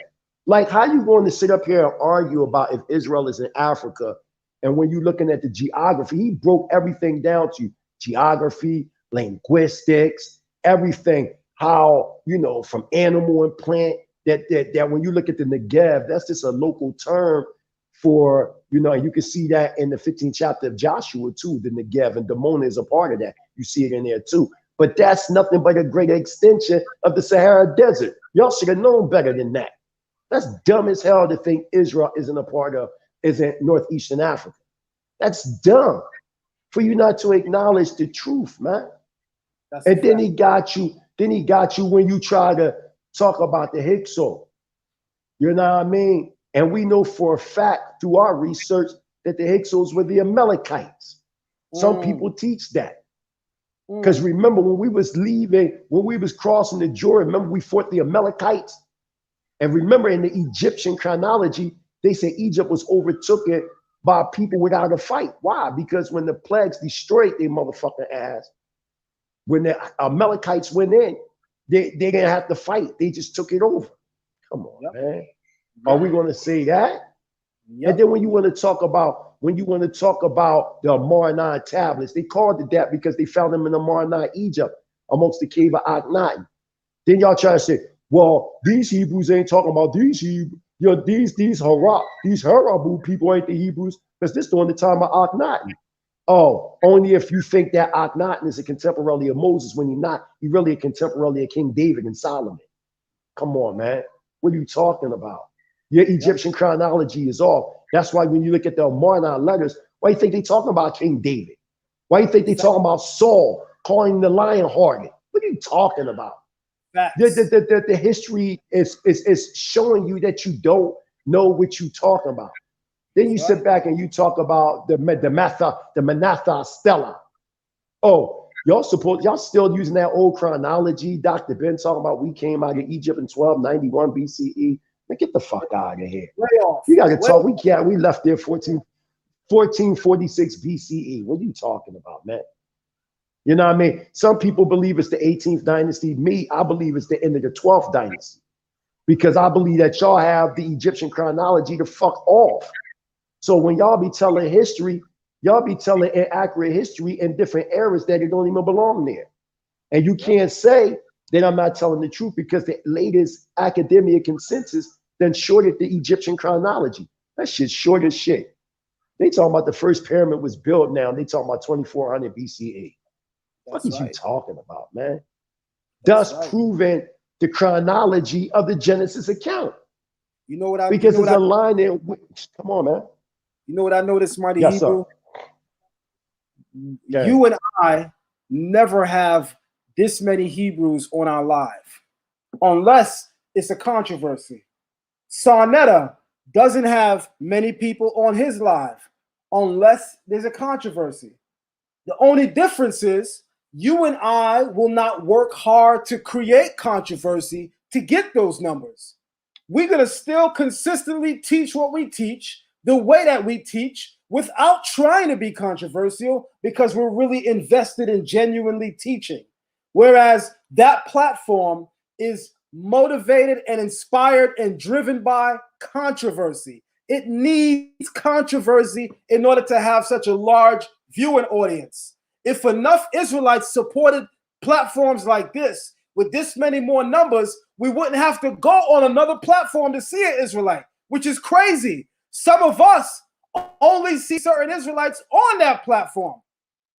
But when we on our platform, the only time they're here is when we talking about others. So what Sonata is already proven is that controversy definitely draws numbers. The only difference is for us, it's not a numbers game, it's a truth game. We could care less about those numbers.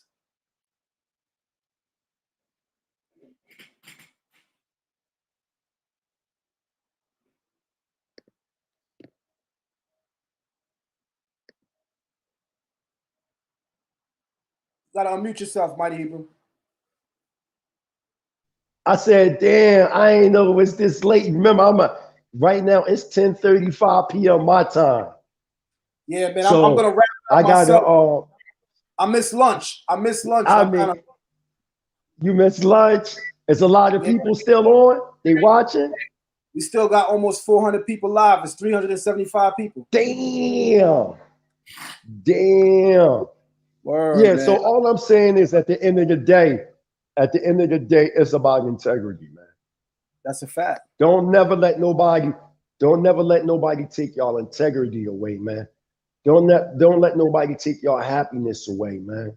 We all fighting a tremendous battle out here. And what I'm saying is, man, we do got to stick together.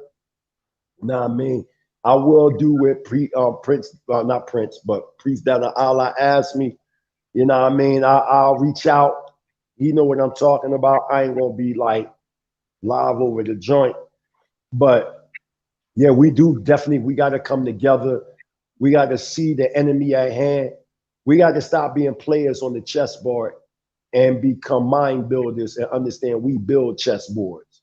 Facts. Let those play the game. We builders, we master builders. We the adapt of Israel. Even in ancient times, we had sages. Israel, stop being afraid of when you see Zion breaking down certain gematria and, you know, certain different symbolisms, because our ancestors dealt with it. It was just in righteousness.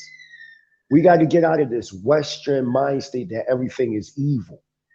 You know what I mean? We got to get out of these social constructs so we can grow as a nation.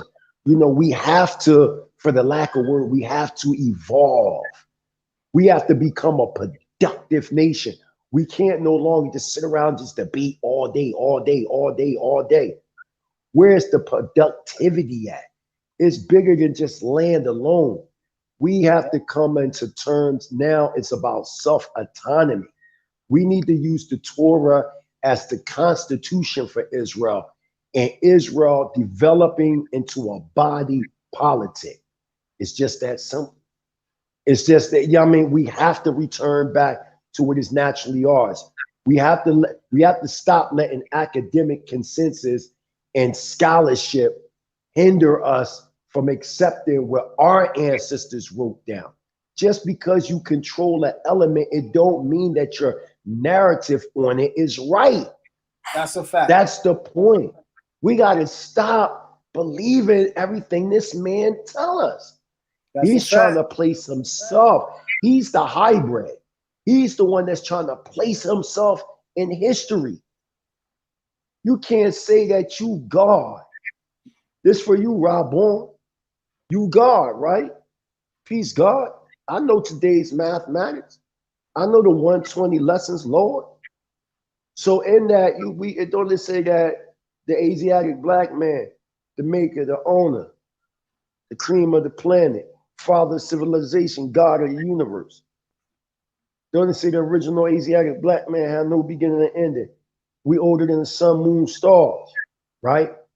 To say all that is, it would be arrogant to really give the original man a date. So to say all that is, if that's the case, and we the true gods and goddesses of this planet, why do you limit yourself to just Africa? Couldn't we not have existed even before the construct of what we know as Africa? Facts. Could it be possible that we existed on this plane as planetarian beings, man? All this belonged to us. The fuck is you talking about? All this belonged to us. That's a fact. Y'all don't want to talk about RH Monkey DNA. That's right. Right? Y'all talk about RH Monkey DNA. Y'all talk about the ghost gene DNA. But then when I want to bring the esoteric record and we start talking about the piranhas and the Vag Veda and all them, and they talk about what is known as the sin of the mindless during the Patal, not the Patal, but the Tamal and the Duru epic, when you had species mixing with other species, you try to say I'm pseudo, right? But don't you got RH Monkey DNA and Neanderthalians? Aren't the Neanderthalians a species that don't exist on this planet no more?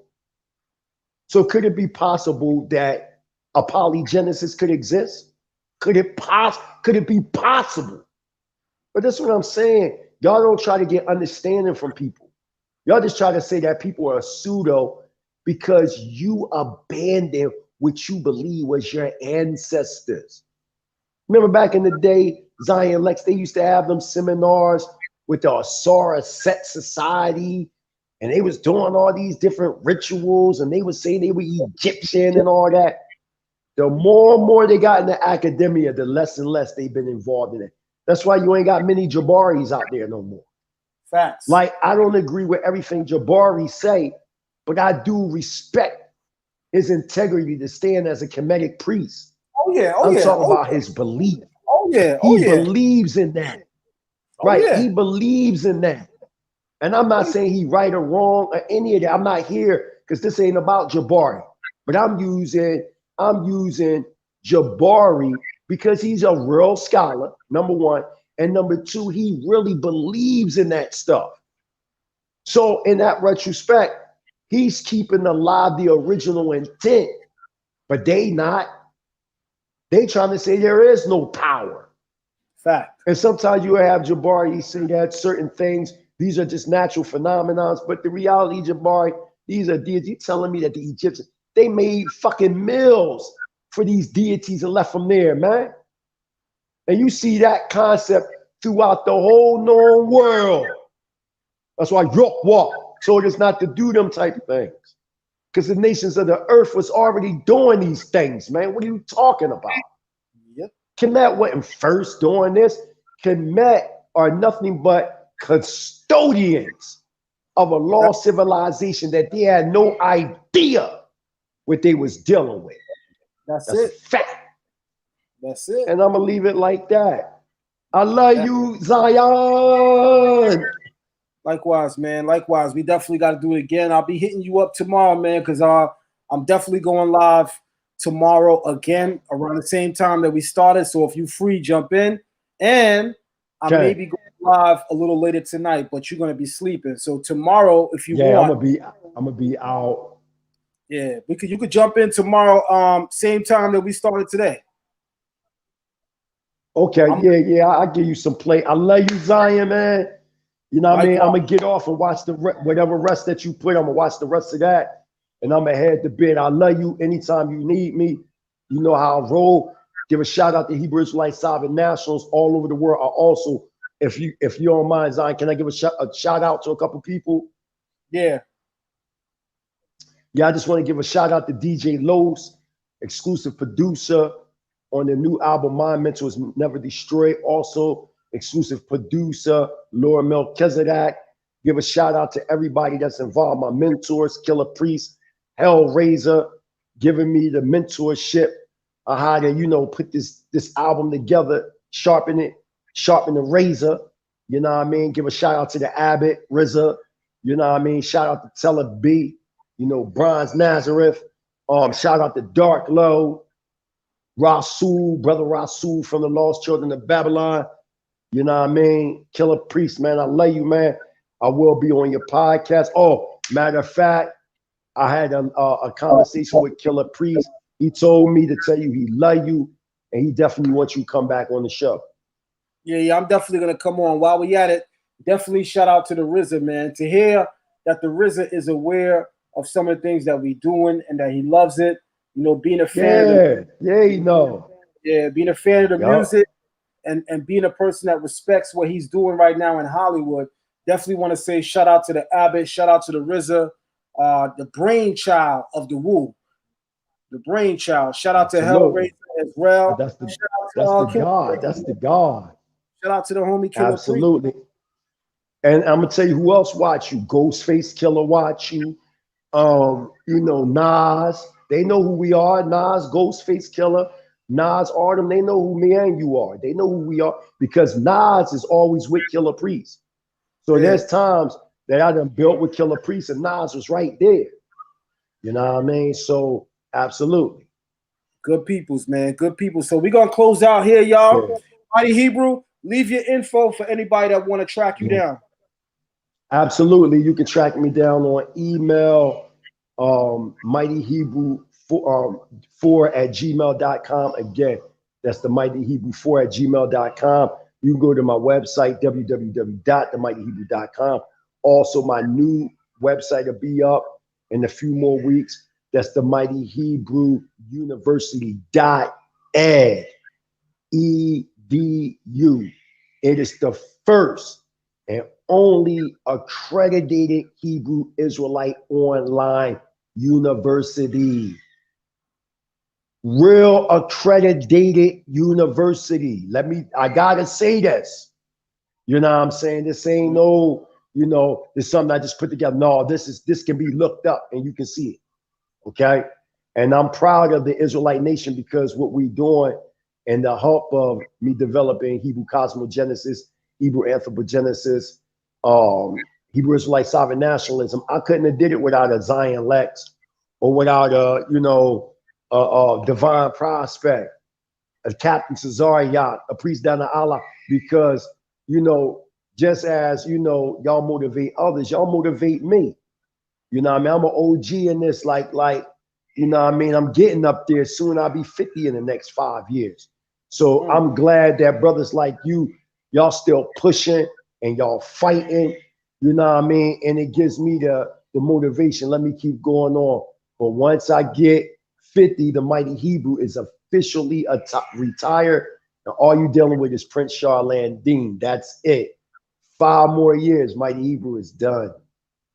Nice, man. I feel the exact same way, man. I'm not trying to be debating for the rest of my life. We share knowledge to raise up the younger generation, man. I could tell you right now, I definitely got people in my classes that'll go in, man. I'm gonna start bringing them on my platform so people can be. Bring them on.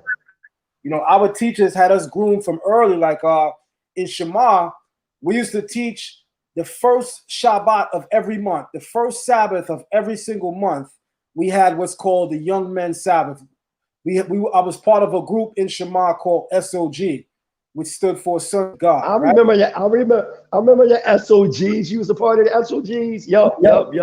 I remember. Every first Shabbat of the month, we would teach. The first time I taught in Shema, I was 15 and a half. I wasn't even 16 yet. You know what I'm saying? I was 15 and a half. And it groomed me into becoming a teacher. So, what I like to remind people again is that we have lineage. We didn't watch 3 YouTube videos, read 2 books, and decide that we scholars. We sat under teachers. You already know. We were disciplined, and we were promoted among the ranks correctly.